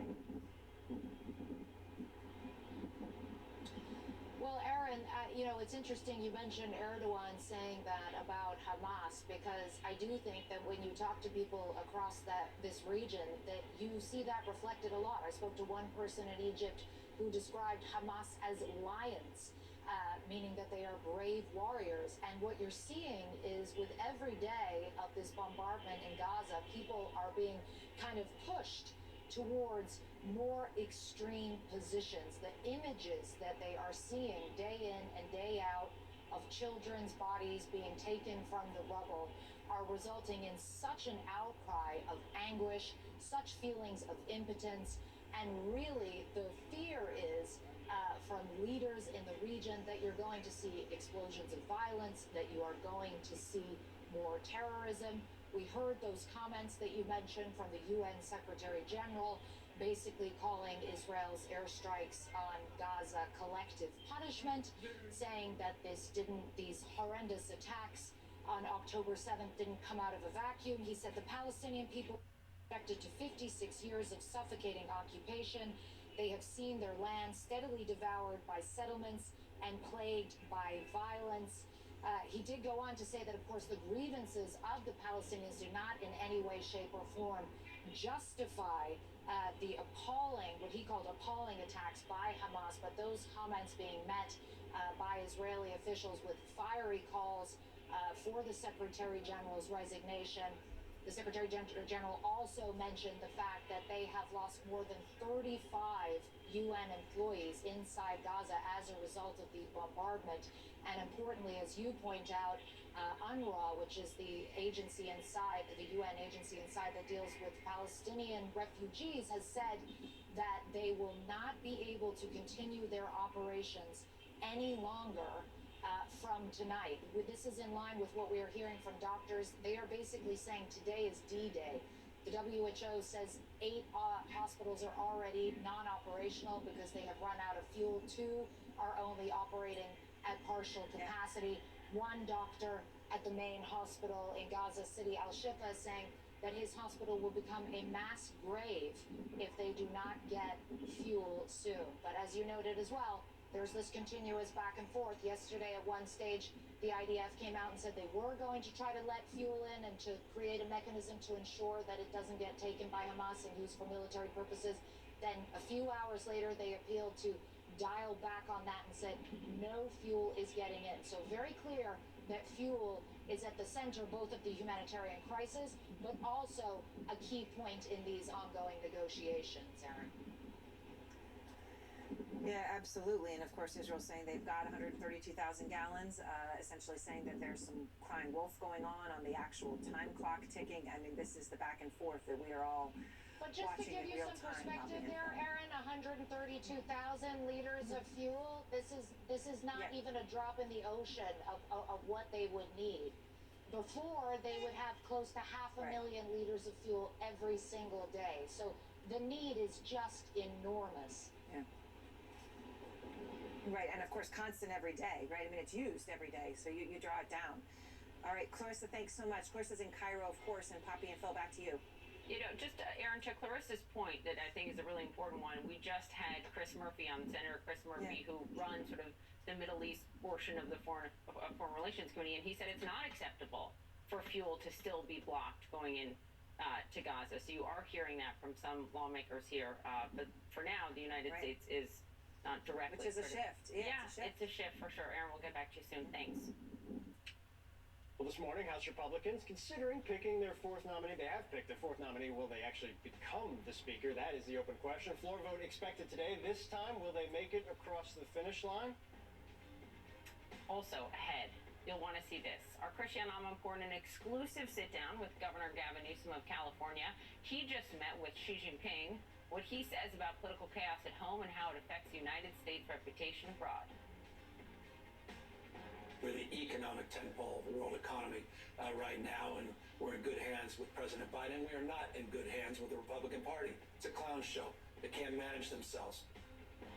The new CNN Prime Time is where the truth shines, taking you to the heart of the story. We start with breaking news for you this evening. We are just about 3 miles from the Gaza border. And breaking through the noise. Interesting conversation about where we are in America right now. The day's biggest stories. What we have been seeing in Israel is unprecedented. The night's most essential reporting. It's not about what I believe, it's about whether there is evidence. This is the new CNN Prime Time. Weeknights starting at 7 on CNN. This is American infrastructure, a prime target for cyber attacks. But the same AI-powered security that protects all of Google also defends these services for everyone who lives here. Confused by the Medicare ABCs? If you have Original Medicare, then you have Parts A and B. Have you considered Part C? Medicare Part C is sometimes known as a Medicare Advantage plan, and it's one of the best ways to help protect yourself from out-of-pocket Medicare costs. If you only have Medicare Parts A and B, there are 3 things you should do. 1, call the number on your screen. 2, give the licensed insurance agent your zip code. 3, see what Part C plans with benefits are available to you. 1, 2, 3. It's that easy. Medicare Part C plans are available with benefits you may not be receiving with your current plan. Call now to enroll during the Medicare annual enrollment period. There may be a plan available in your area with benefits, but you won't know unless you 1, call the number on your screen now. 2, give the licensed insurance agent your zip code. 3, see what Part C plans with benefits are available to you. Medicare Part C plans are available now. Plans may include benefits you are not currently receiving. Call today. You don't get a new Medicare Advantage plan automatically. Call now to enroll during the Medicare annual enrollment period. If you already have a plan, call to find out if any changes have been made to your coverage for 2024. If you only have Medicare Parts A and B, there are 3 things you should do. 1. Call the number on your screen. 2. Give the licensed insurance agent your zip code. 3. See what Part C plans with benefits are available to you. 1, 2, 3. It's that easy. Medicare Part C plans are available with benefits you may not be receiving with your current plan. The Medicare Benefit Helpline is accepting calls right now to see what 2024 plans with benefits are available to you. Everyone on Medicare can call today for a free Medicare benefits review. The call is free. There's no obligation.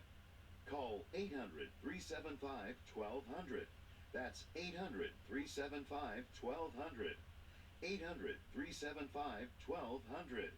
Call now. 1 in 3 children is now at risk of going to school on an empty stomach.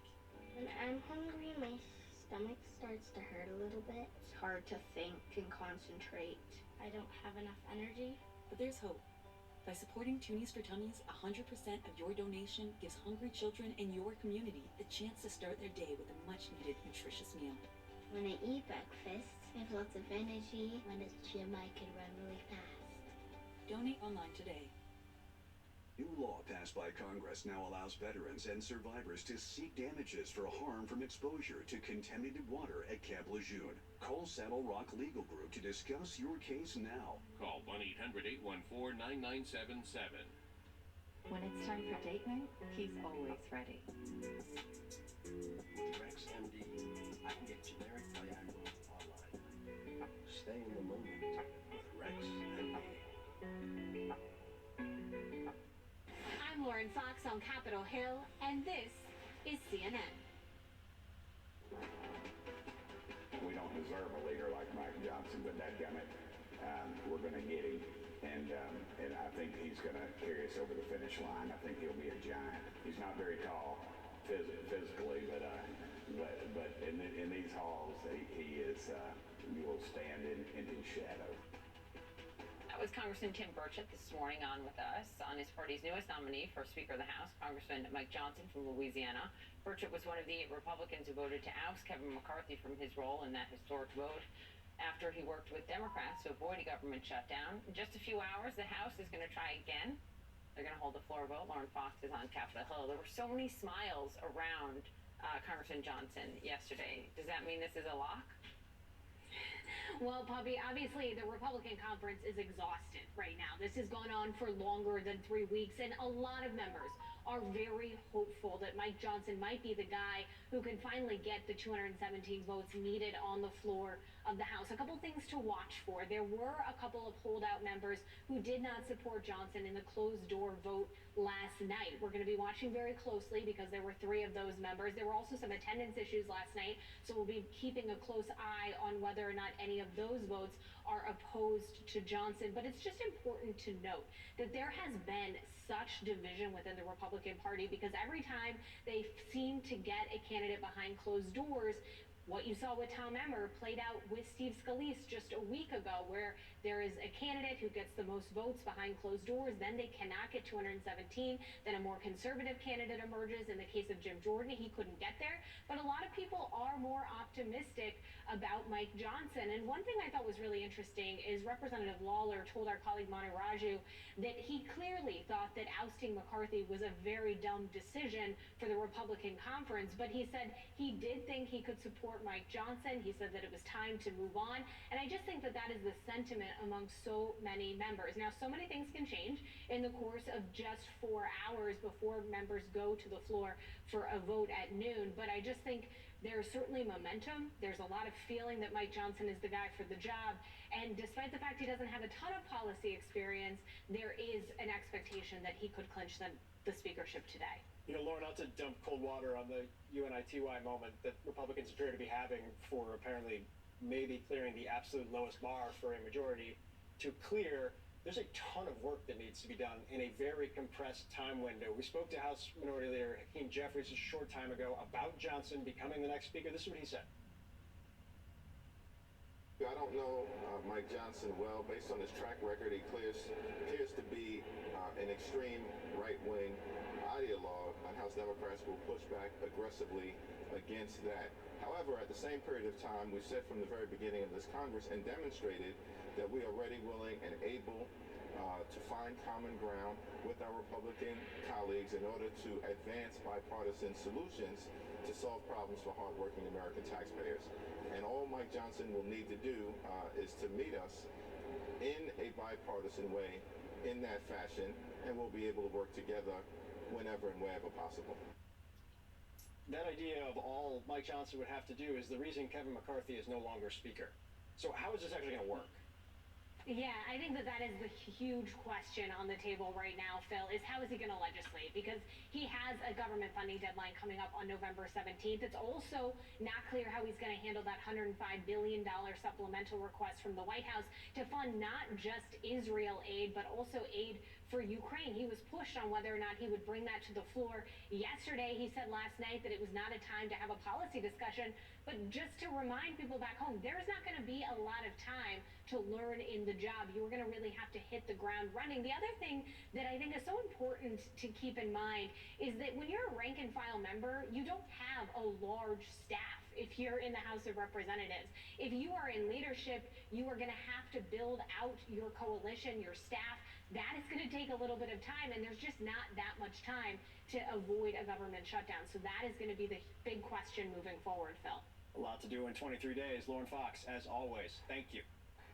So the big question is, for a lot of people at least, who is Mike Johnson exactly? And that's a fair question to some degree. He was elected to the House in 2016. He is a social conservative and has been that way since he was a lawyer before joining the state legislature in Louisiana and then becoming a member of the House, argued in fact in front of the Supreme Court. Currently the vice chair of the House Republican Conference, used to be the chairman of the very powerful and sizable Republican Study Committee. But one of the issues that I think people may not recognize is the role he played in 2020 in terms of supporting Donald Trump's efforts to overturn Joe Biden's victory. In fact, it was a critical role. He was the one who actually drafted the House Republican legal brief signed by 126 Republicans that supported the Texas lawsuit to try and overturn the electoral results of 4 states.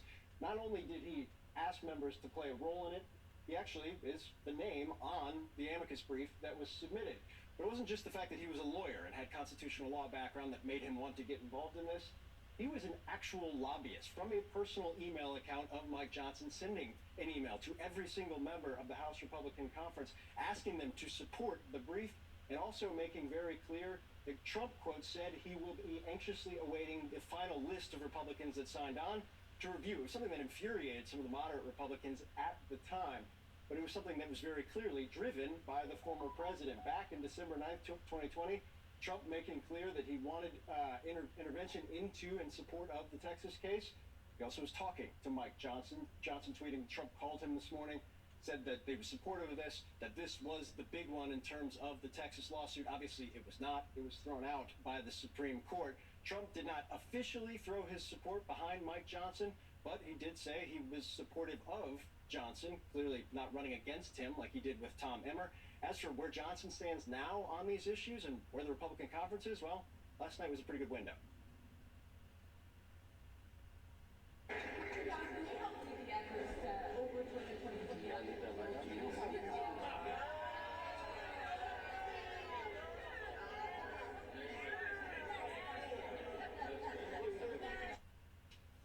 How dare you ask about that thing that you did?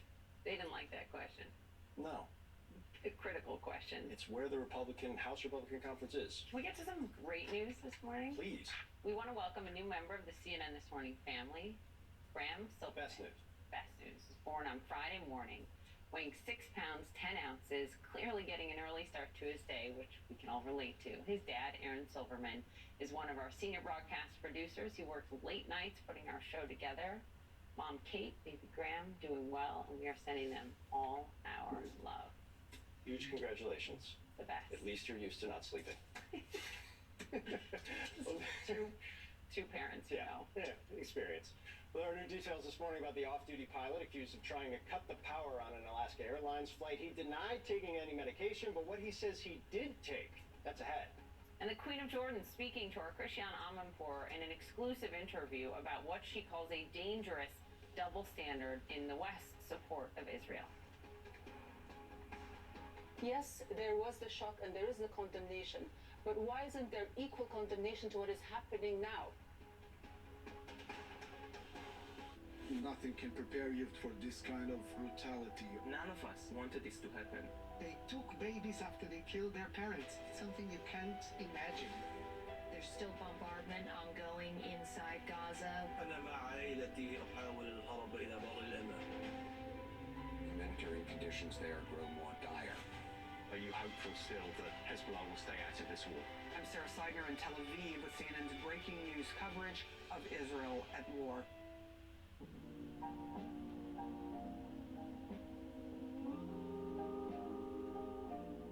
You look like a flower. Etsy has home, style, gifts. Etsy has it. Skin craving next level hydration? New Neutrogena Hydro Boost Water Cream. A vital boost of 9 times more hydration to boost your skin's barrier for quenched, dewy skin that's full of life. Neutrogena Hydro Boost. This is spring semester, and Fairfield Sassoon Unified. They switched to Google Tools for education because there's never been a reported ransomware attack on a Chromebook. Now they're focused on learning, knowing that their data is secure. Mornings. Cough? Congestion? I'm feeling better. All in one and done with new Mucinex Kickstart. Better now. New Mucinex Kickstart gives all-in-one and done relief with a morning jolt of instant cooling sensation. It's comeback season. Ameritrade is now part of Schwab, bringing you an elevated experience tailor-made for trader minds. Go deeper with Thinkorswim, our award-winning trading platforms. Unlock support from the Schwab Trade Desk, our team of passionate traders who live and breathe trading. And sharpen your skills with immersive online education, crafted just for traders.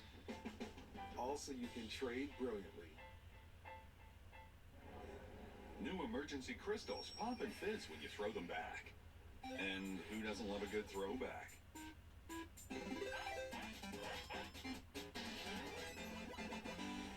Emergency crystals. Don't let student loan debt hold you back. Refi at SoFi.com. You could save thousands and get to your goals faster. SoFi, get your money right. The new CNN Prime Time is where the truth shines. The day's biggest stories. The night's most essential reporting. This is the new CNN Prime Time. Weeknights starting at 7 on CNN. What does human talent look like? Just go on Fiverr. See for yourself. Imagine working with them. Yeah, imagine that.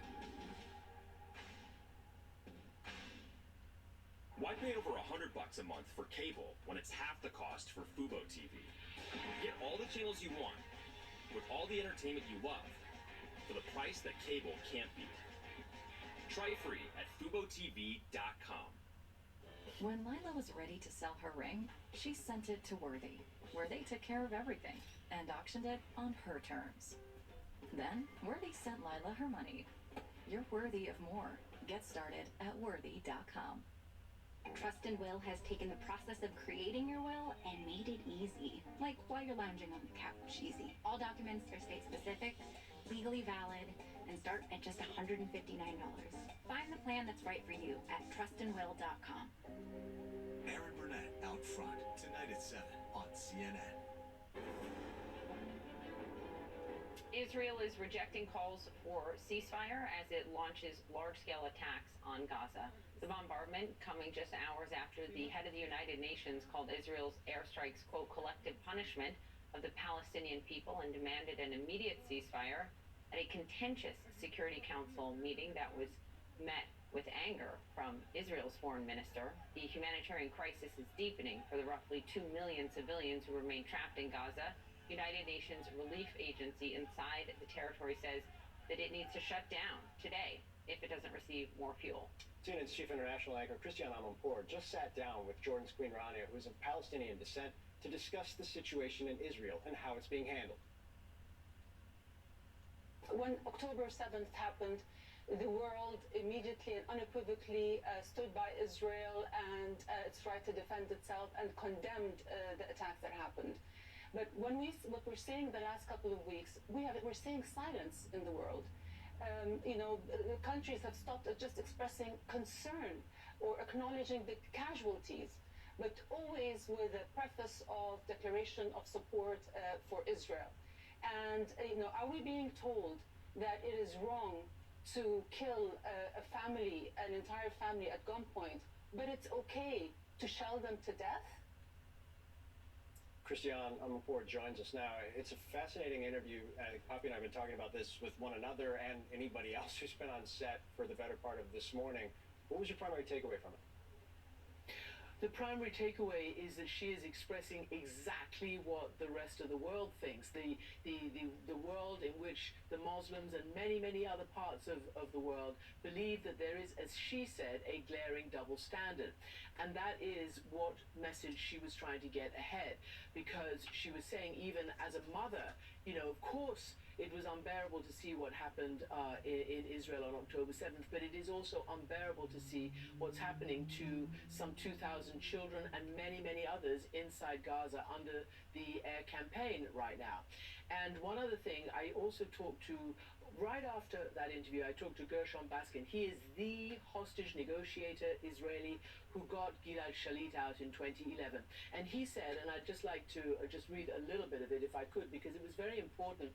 He said, we've arrived at such a horrific situation that this must be a wake-up call, because he was reacting to Queen Rania. He came right after her and he said, Israel cannot keep another people occupied for 56 years and expect peace. You cannot lock 2 million people up in open-air prison and expect them to be quiet. And for the Palestinians, it should be a wake-up call that if you support radical fanatic leaders and refuse to recognize the other people living there, you also are going to be suffering because of this. So I found that whole conversation really fascinating. Yeah. I'm really glad you read that, Christiane. And one of the parts of the interview that is extraordinary, I'd urge people to watch all of it, is when she talks from her position as a mother. Here's what she told you. I just want to remind the world that Palestinian mothers love their children just as much as any other mother in the world. The silence is deafening, and to many in our region, it makes the Western world complicit, through their support and through the cover that they give Israel, that it is just its right to defend itself. Many in the Arab world are looking at the Western world as not just tolerating this, but as aiding and abetting it. Those words, complicit and aiding and abetting, striking. Striking, but true in that part of the world, and in many parts, even on campuses in the United States, there's a much more nuanced view. It is very difficult to try to convince people that two things can be, there can be two thoughts, that the savagery of what happened inside Israel on October 7th, but also the death and the killing of children and civilians inside Gaza. That inflames the world and makes them think that there is a double standard. And even you can hear the United States saying there needs to be a humanitarian pause. The Secretary of State has said that for humanitarian supplies. And Gershon, the Israeli negotiator, said that it's ridiculous, this argument about fuel. They can have UN people, they can have, Red Cross, they can have all sorts of people escort these fuel trucks or whatever to where they're actually needed for the civilian population. They don't have to go into Hamas hands if that's the fear. Christiane, I do have to ask, California Governor Gavin Newsom just met with China's leader Xi Jinping, which of course means you just spoke to Gavin Newsom, because of course you did. I'm interested in his assessment of the U.S. relationship with China at the moment. So, it's a very important trip because it is a sort of precursor to what is going to be a very important visit to the U.S. next month. The APEC summit is happening in his home state. It's going to be in San Francisco, and everybody hopes that Xi Jinping will come and he and President Biden will have a meeting. Governor Newsom wouldn't tell me if Xi had pledged to him that he had come. He said that's up to President Xi to say. But he said that he got the impression that everybody was trying to lower the temperature. Listen. Did you get a sense from him that this relationship is hurtling towards even a hot war in the next few years over Taiwan or whatever it might be? Or what sense did you get from him of a relationship that he wants to have with America going forward? And the fact that we had access to these high-level meetings, I'll be meeting with 5 provincial governors tomorrow, another extension of this visit, I think is suggestive that we're entering, I hope, a new phase, bit of a thawing. The last few years have been very stressful. I think it goes to your question. And we've got to turn down the heat. We've got to manage our strategic differences. We've got to reconcile our strategic red lines. Those are well established between our two countries. But I want to applaud the Biden administration.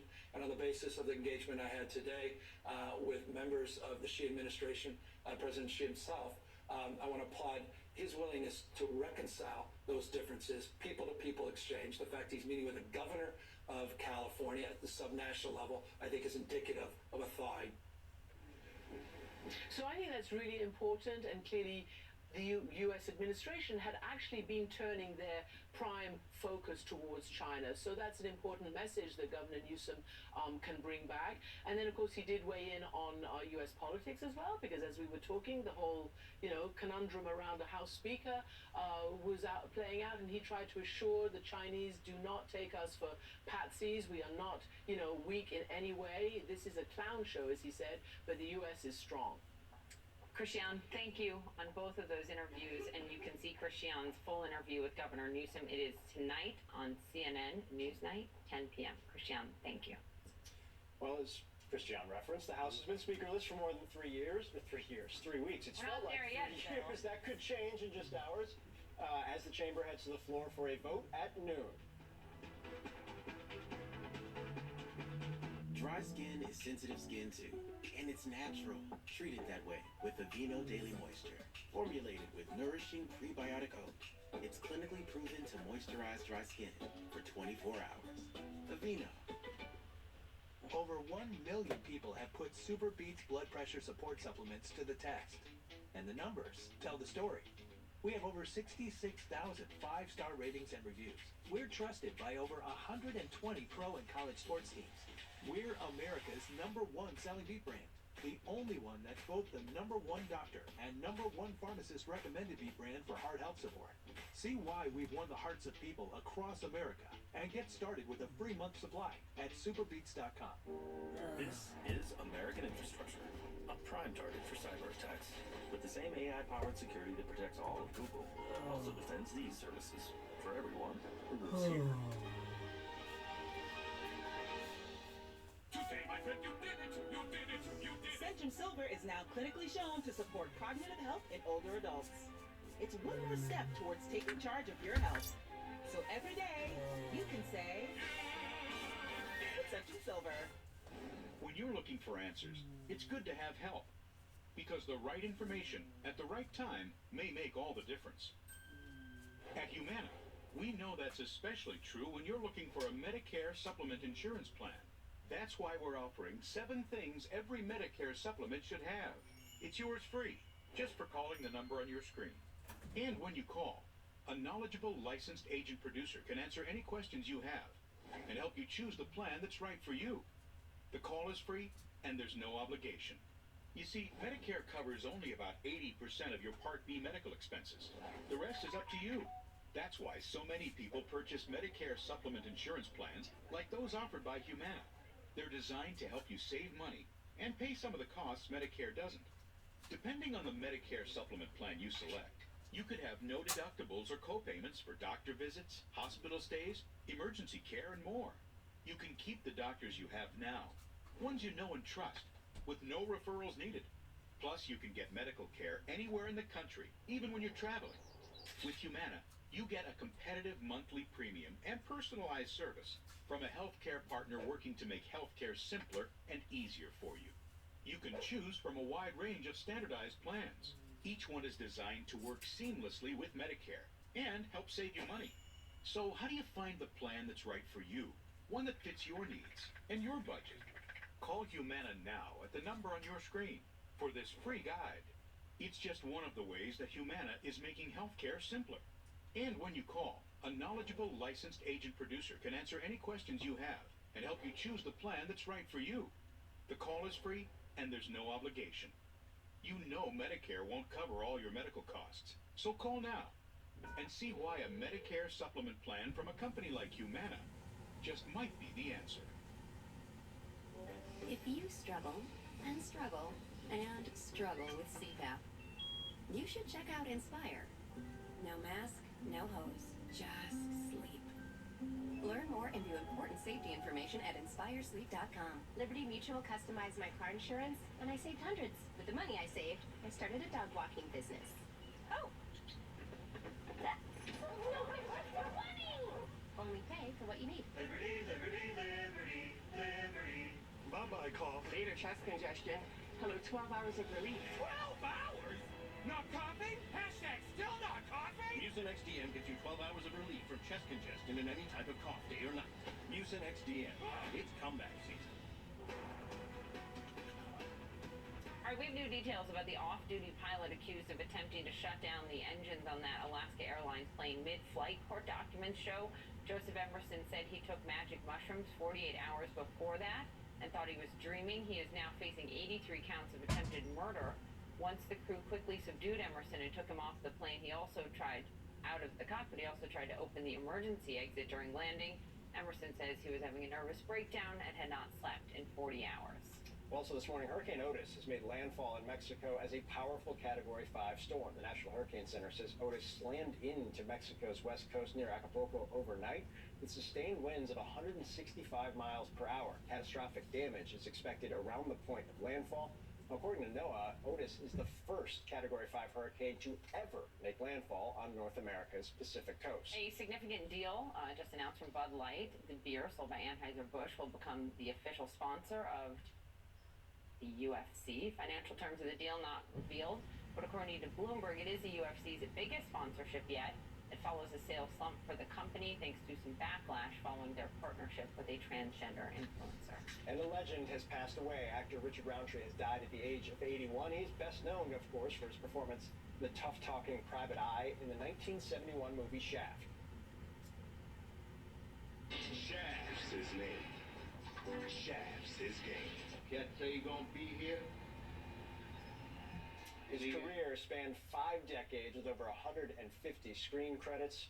One of the best. CNN News Central starts right after this break.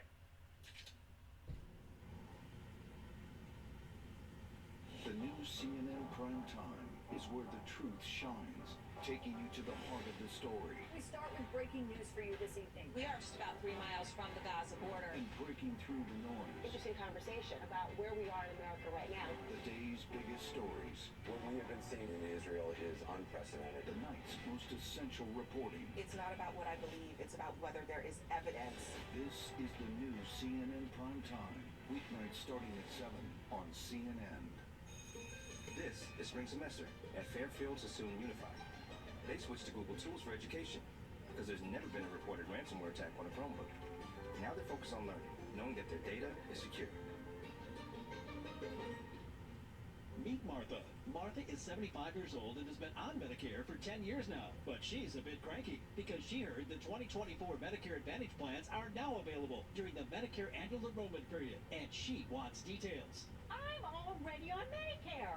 Why should I call and check up on my Medicare plan? Hi, Martha. Plans and benefits can change each and every year. That's why it's important to call to get your free 2024 Medicare benefits checkup. I already have my Medicare card. I am not calling. Martha, right now is the Medicare annual enrollment period. 2024 Medicare Advantage plans are now available, so everyone on Medicare can call to see if a Medicare Advantage plan may be better for you. You can even call to see if there are any changes to your current Medicare plan in the coming year. They probably won't answer the phone. Well, Martha, if you call 800-882-0987, a licensed insurance agent will speak with you and look up your plan options and see if there is a plan that will better fit your healthcare needs. Why don't I get these automatically? Martha, 2024 plans are now available, but you won't get a 2024 Medicare Advantage plan automatically. I think I called before, so I'm not calling. Martha, right now is the Medicare annual enrollment period. 2024 plans are now available, so now's the time to call. So everyone on Medicare should call now during the Medicare annual enrollment period and get your free Medicare benefits checkup today. Just call the toll-free number on your screen. It's free. Free? Yes, Martha. The call and no obligation Medicare benefits checkup is free.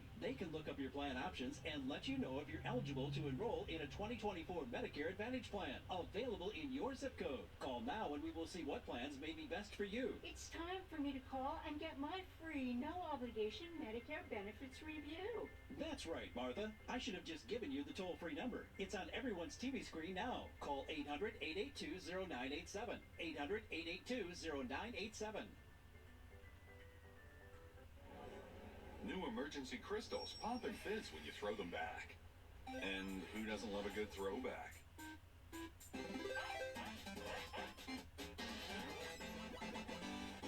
Emergency crystals.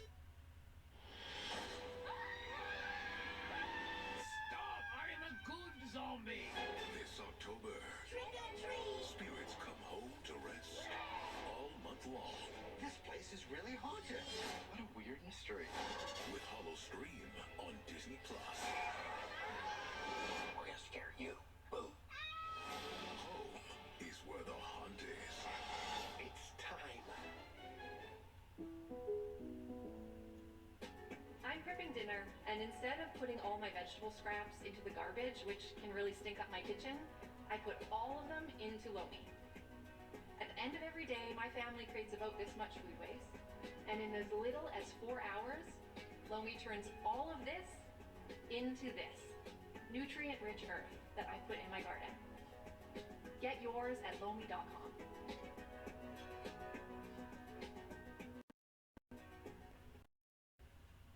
I'm Rahel Solomon in New York, and this is CNN.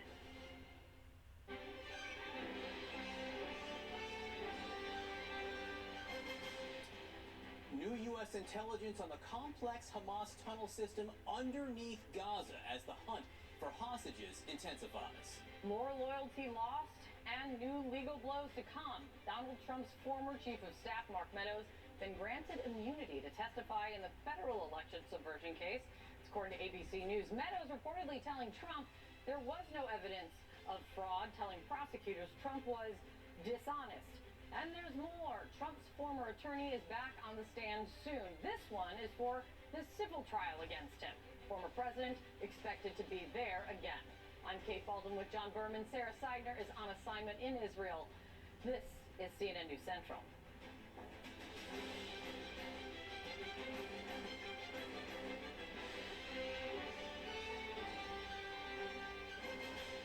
So this morning is the 5th time the charm. We are standing by to see if Congressman Mike Johnson from Louisiana will end up as Speaker of the House in the next few hours. This could all unfold before our very eyes after a chaotic 3 weeks that saw Kevin McCarthy booted from the Speaker's chair, Steve Scalise get the nomination but drop out before a full House vote, Jim Jordan get the nomination but lose several House votes. Yesterday, Tom Emmer, he got the nomination. He lasted 4 hours before he withdrew. It is Mike Johnson's turn. He may be the last man standing. So how do things look for him?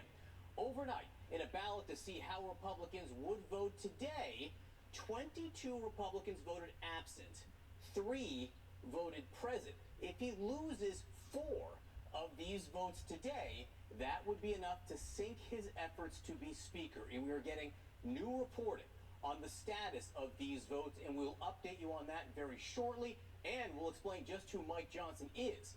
In the meantime, in Israel this morning, we have new reporting on the U.S. intelligence on the Hamas tunnels, the vast spider web of tunnels throughout Gaza.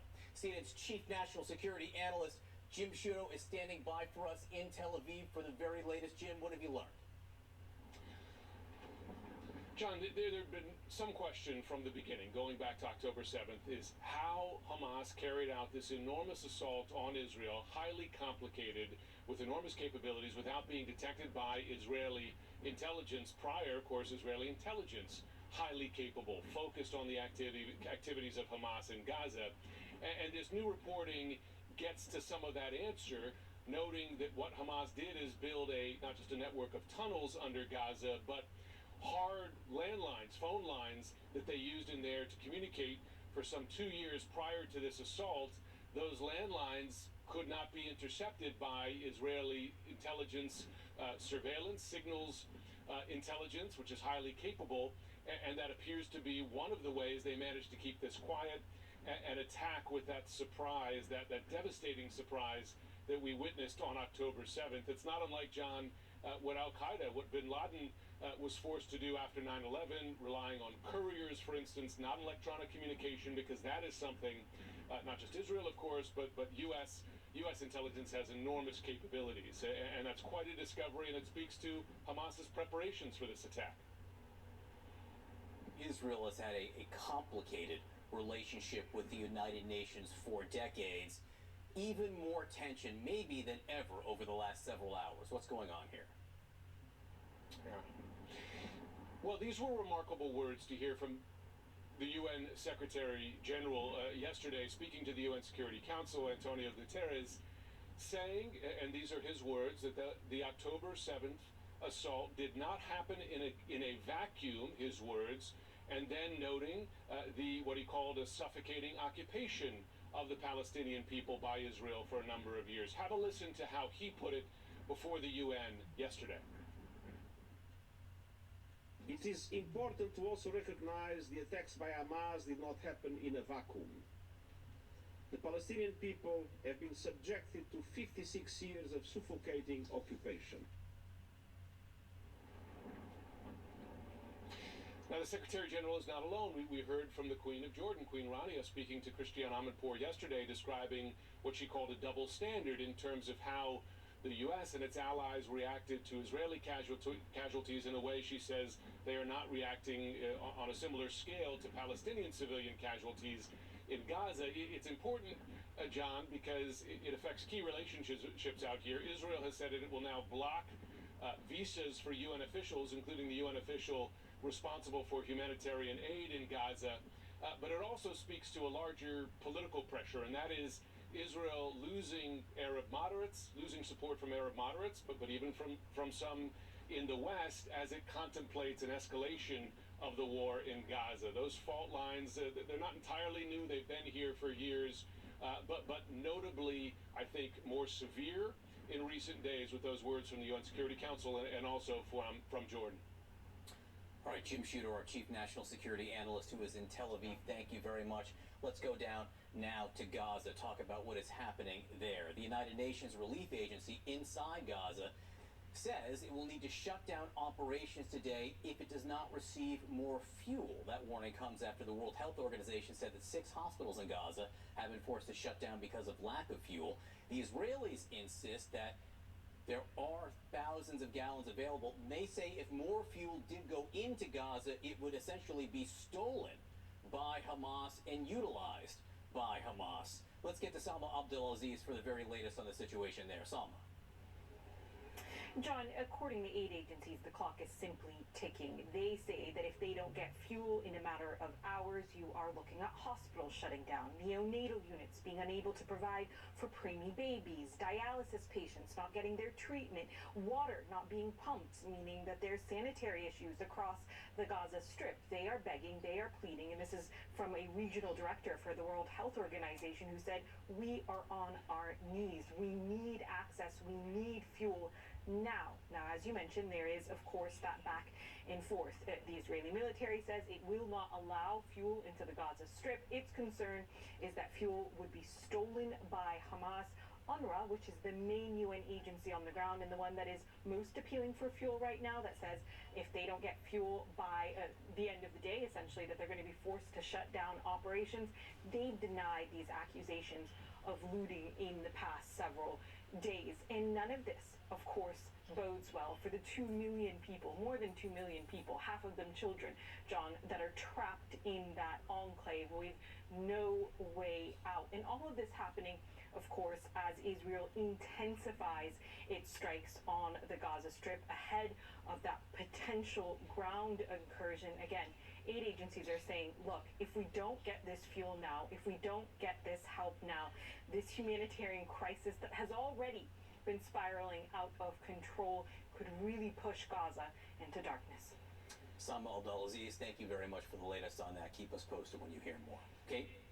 CNN is also learning that U.S. military advisors are urging Israel to essentially learn from America's past battles, advising a measured strategic approach in its response to the Hamas terror attack.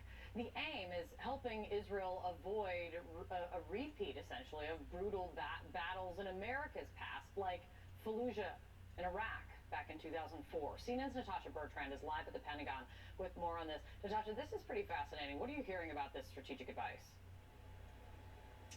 Well, the U.S. military is advising the Israelis to conduct its operation in Gaza with a strategy in mind, and specifically using precision airstrikes as well as targeted raids to go after the senior Hamas leaders that they want to eliminate. And this is in contrast to what the U.S. sees as a potentially disastrous strategy by the Israelis, which would be to launch a full-scale ground invasion into Gaza that would involve Israeli forces going door to door, street to street, engaging in brutal urban combat in the way that the U.S. did against insurgents in Iraq in Fallujah in 2004.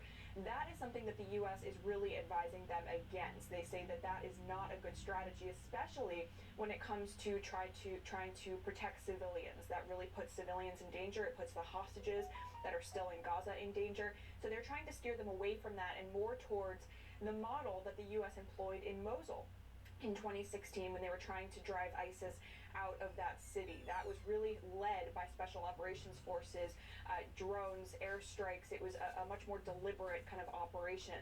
And so the U.S. now trying to encourage the Israelis to move forward with a clear objective, clear strategy, and that is why one of the key U.S. military advisors in Israel right now is this Marine Corps 3-star general, General Glenn, who has a lot of experience in urban warfare, urban combat, and he has been among the leading advisors to the IDF as they prepare this operation in Gaza. It remains unclear at this point just whether Israel is heeding this advice. The sentiment across the Biden administration is that, look, they're going to likely launch some kind of full-throated military operation in Gaza because that is what the Israeli public seems to want.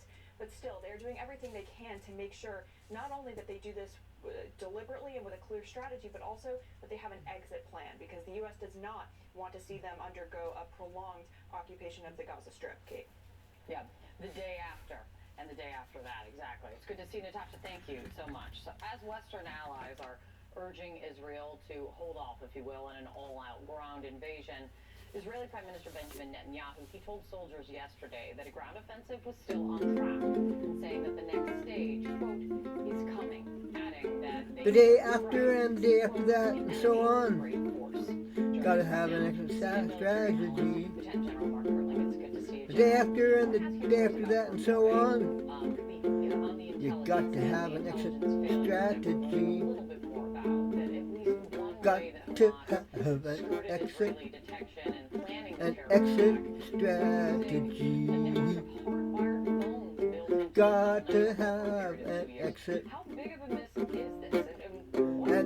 strategy.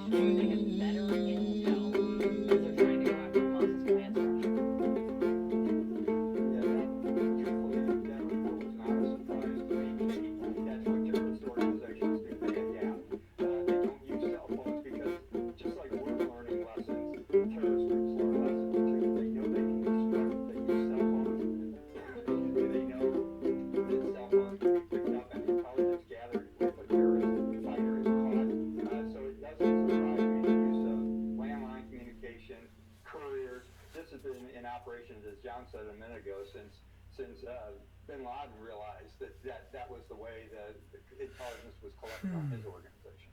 Great point. I asked General David Petraeus about the comparisons being made between the coming fight in Gaza against Hamas and battles past, like Fallujah during the Iraq War, and also then lessons of the U.S.-led coalition to retake Mosul, then against ISIS. I want to play for you what he said about those comparisons.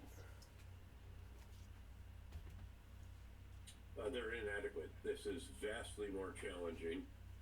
The enemy has had many months to prepare here.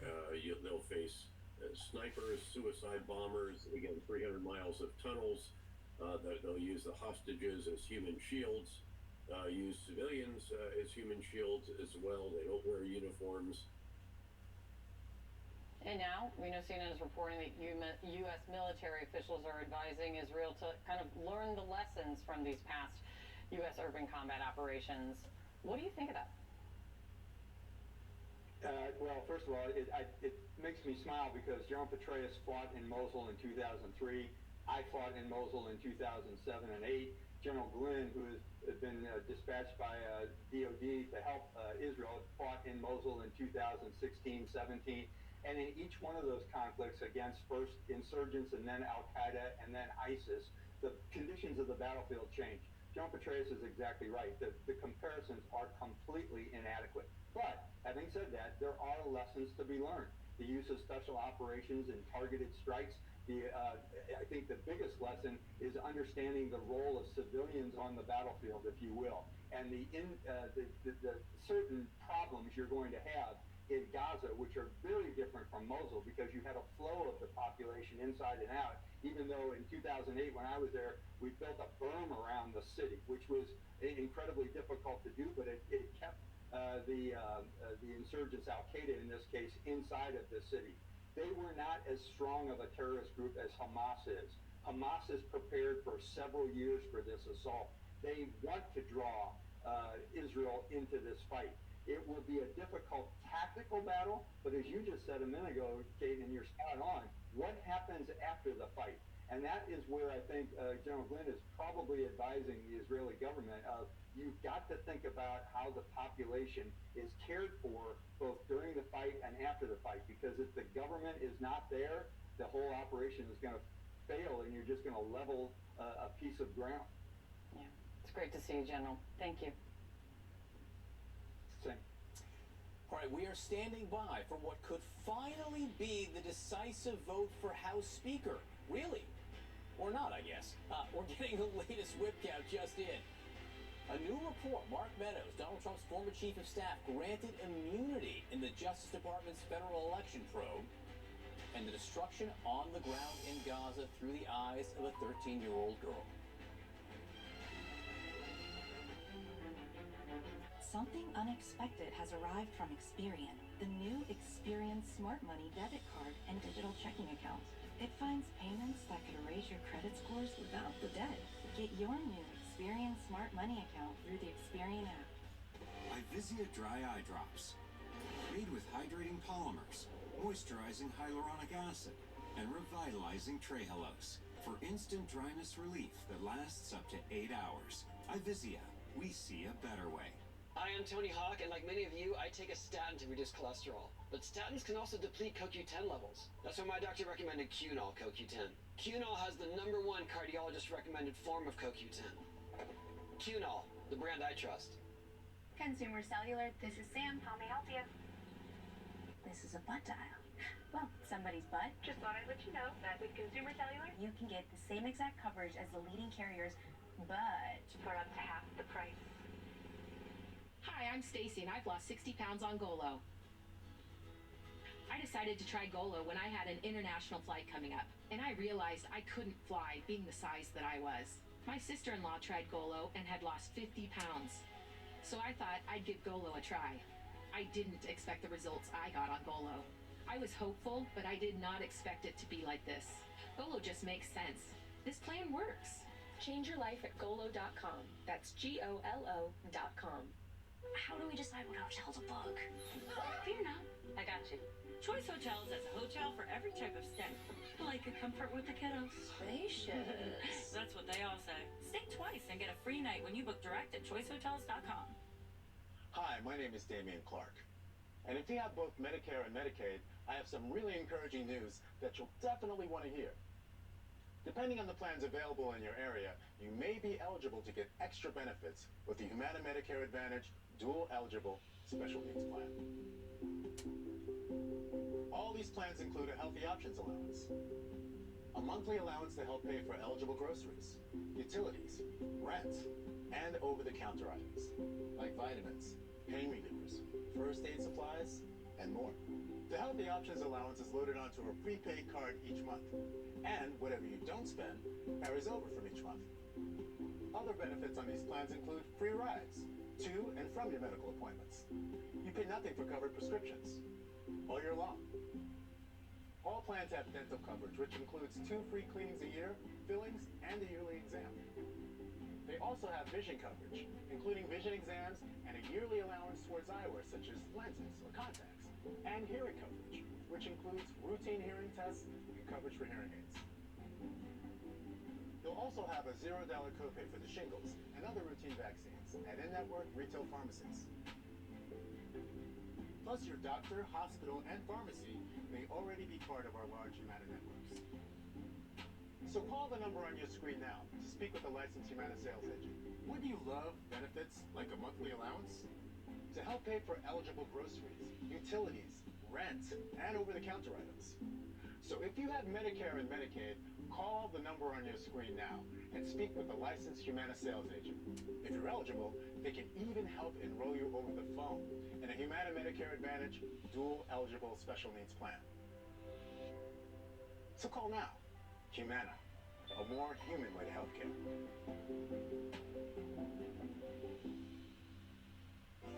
There's something going around the Gordon home. Good thing Gertrude found Delsum. Now what's going around is 12-hour cough relief.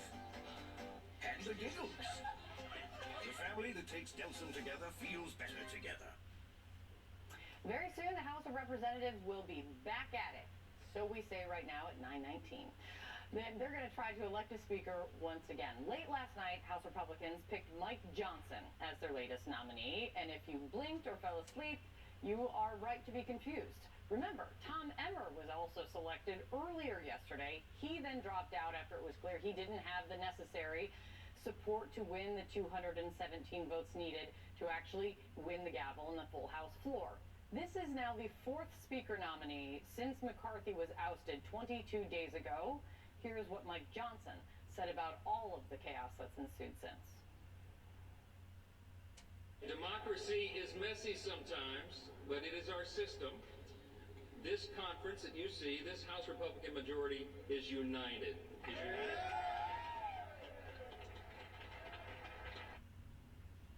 Definition of united, suspect these days. Lauren Fox on Capitol Hill for us once again. Lauren, is Johnson going to be able to pull it off?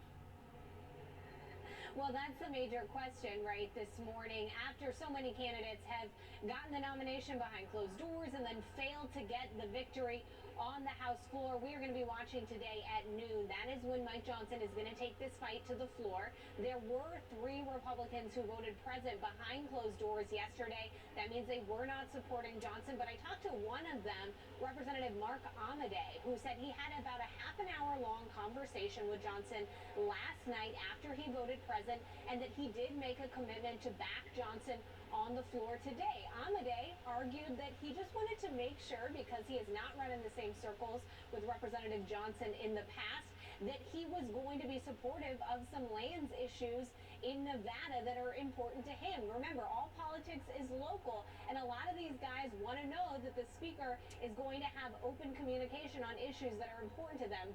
Amodei said that while there was no commitment made from Johnson, he is going to be backing him on the floor today. That leaves just 2 other members who voted present. There were a number of absences in the meeting last night, so we're going to be watching very closely for those on the floor. But look, Republicans are tired. They're exhausted. They are ready to move on from this process, and they know that there is actual governing that has to happen because the spending deadline is coming up on November 17th, Kate. So I think that there's certainly momentum behind Johnson. A lot can change in just a couple of hours. That's what we saw yesterday with Tom Emmer.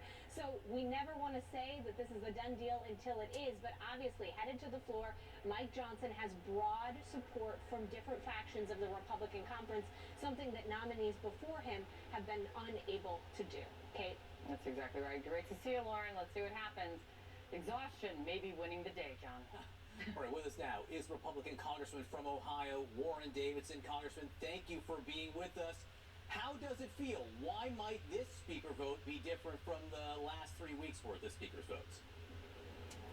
Well, yeah, people saw like what's going on. It seems like the Republicans keep shanking one another. There's a little infighting. The reality is both political parties are a coalition. They have sort of factions that make up the diverse political views of the country. Republicans have had a lot of time to kind of work through those, and I think it's not just about a person, it is about a plan. part of the reason that a handful of people unfortunately vacated the chair and led to this kind of temporary chaos is because people lost confidence that there was really truly a commitment to the appropriations process.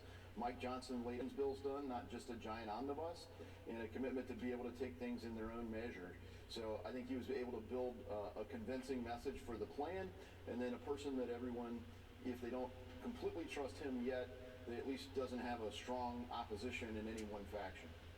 I might take issue, Congressman, with your description of it as a little infighting. I think this qualifies as a lot at this point, 3 weeks in, without a House Speaker. And for you personally, Mike Johnson would be what? You were a McCarthy guy, or at least you didn't vote to oust McCarthy. You were with Jim Jordan, so Johnson is at best your third choice to be House Speaker. How does that feel? Well, look, I think we need to get after the mission, and I feel excited that Mike Johnson's the guy that can bring us together and get us back focused on what we said we would do. None of us campaigned on keeping the status quo, and unfortunately that's what we've got, a short-term funding measure that expires on November 17th. This is status quo funding, all the dollars and all the Pelosi, Biden policies that passed last year. If Republicans are going to change this place, we have to get our act together and get on offense. What do you think the large takeaway lesson from this will be when people look back at this 5-10 years from now? That a small number of people can blow stuff up? Well, I mean, when you have a narrow majority, 4-seat majority, any 5 people can stop every measure. So a lot of attention's been given to the motion to vacate, where you could have essentially a vote of no confidence on the speaker. And it's like, well, you should tread carefully on that. And frankly, there are a lot of wires. If this is you don't cut the wrong wire, this thing could blow up. Coalitions are fragile, especially when they're tiny. Kevin McCarthy literally spent years putting his coalition together. The idea that we could piece it together in a weekend or an afternoon is definitely been proven to be a fantasy. I guess what I'm getting at is, what does this really feel like today after 3 weeks? Does it feel like this all was worth it? Are you in a great mood, or is this just resignation? No, I don't think it is resignation. I mean, I think there are people who are tired, but they clearly, as of yesterday afternoon, weren't willing to just settle unless they were convinced there really was a plan. I think Tom Emmer's widely liked, but it was like, well, what is the plan to get this done? And the dialogue on that wasn't bringing everybody together, so that kind of quickly fell apart. So I feel excited that we not only have a broader consensus in the party on what's possible, but a commitment to work together to get it done. So Tim Burchett from Tennessee, right? He described Mike Johnson as, quote, kind of a goober, but I like that. How would you describe Mike Johnson?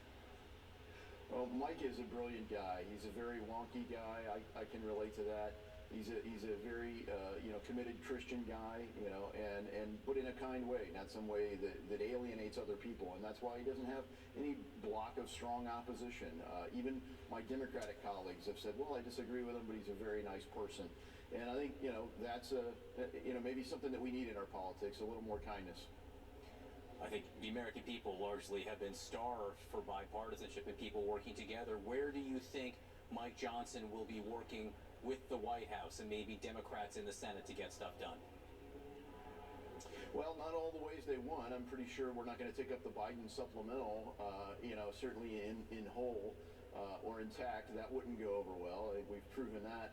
But, I'm optimistic. I'm working with a coalition of progressives on FISA. So as we go into the end of the year, the Patriot Act's, spying on Americans program has not been well received. Of course, we want to spy on foreign terrorists, but it has been weaponized to target American citizens. And we've got a coalition of conservatives and progressives that want to see real reform on that. And I'm optimistic that we can do that. We just had a big win on the Fourth Amendment's Not for Sale Act back in July.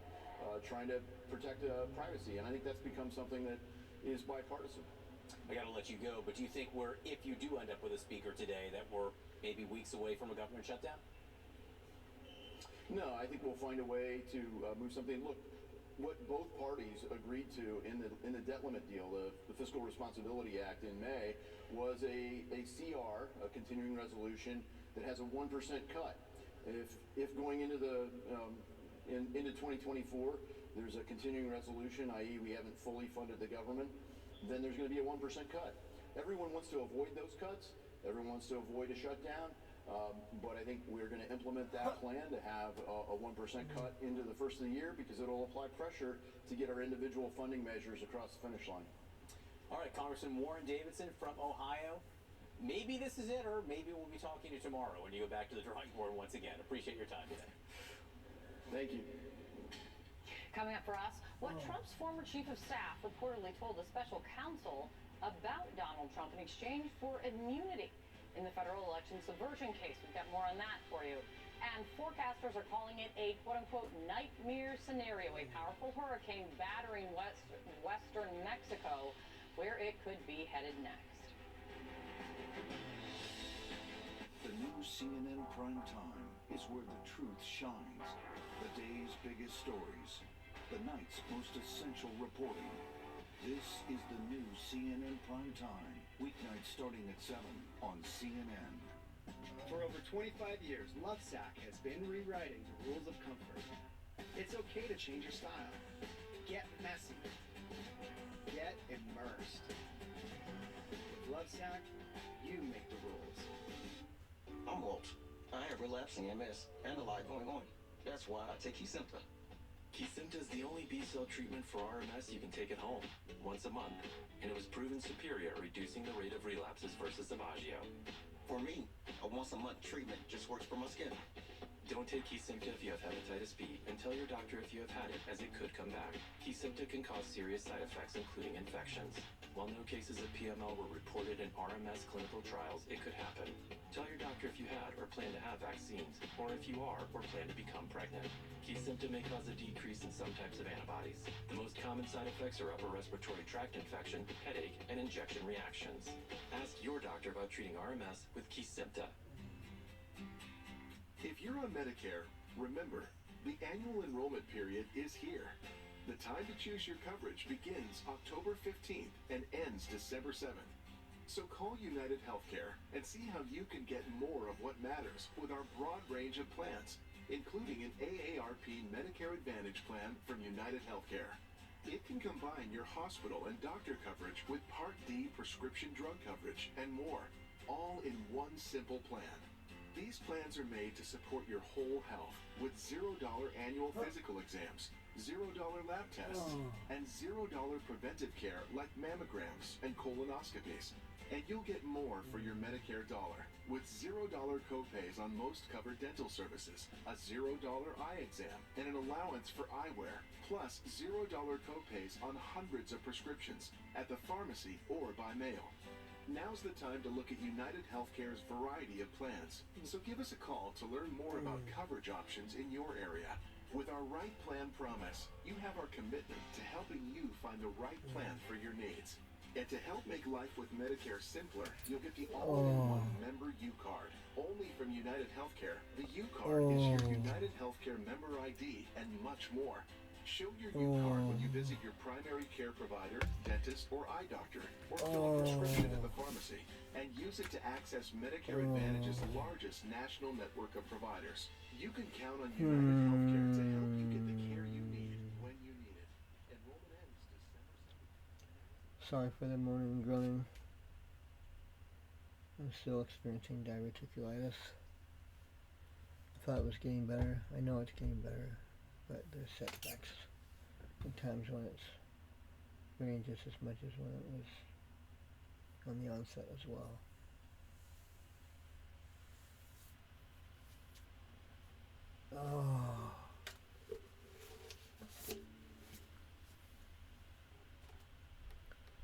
Does anyone know if there's a new Speaker of the House? A song by Paul Beckman, Paul the Rainbow Song. Also the new and first leader of humankind in the free world, created October 25th, 2023, I believe.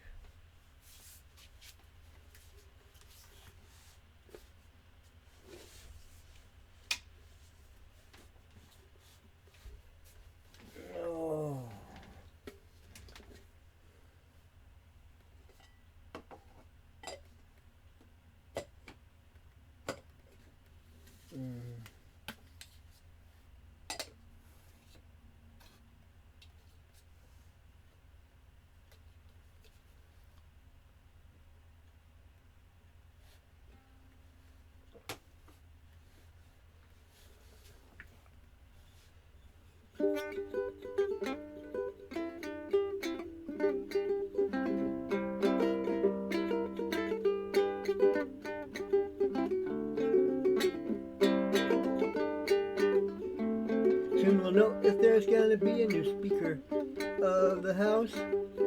Soon we'll know if there's gonna be a new Speaker of the House. In the House of Representatives, where they've shown they can't govern.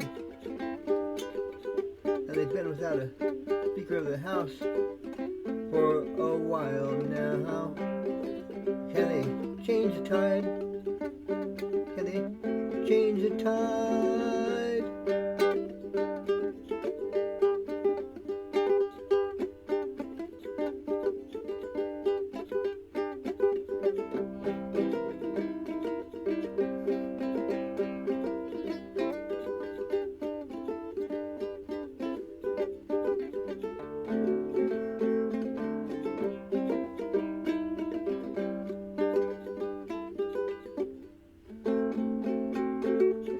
Well, now, will they get a Speaker of the House so they can get things done and pass President Biden's legislation to fund Ukraine, to fund Israel, plus money for the border and this and that too. Come on, you gotta get it done, and you need a Speaker of the House.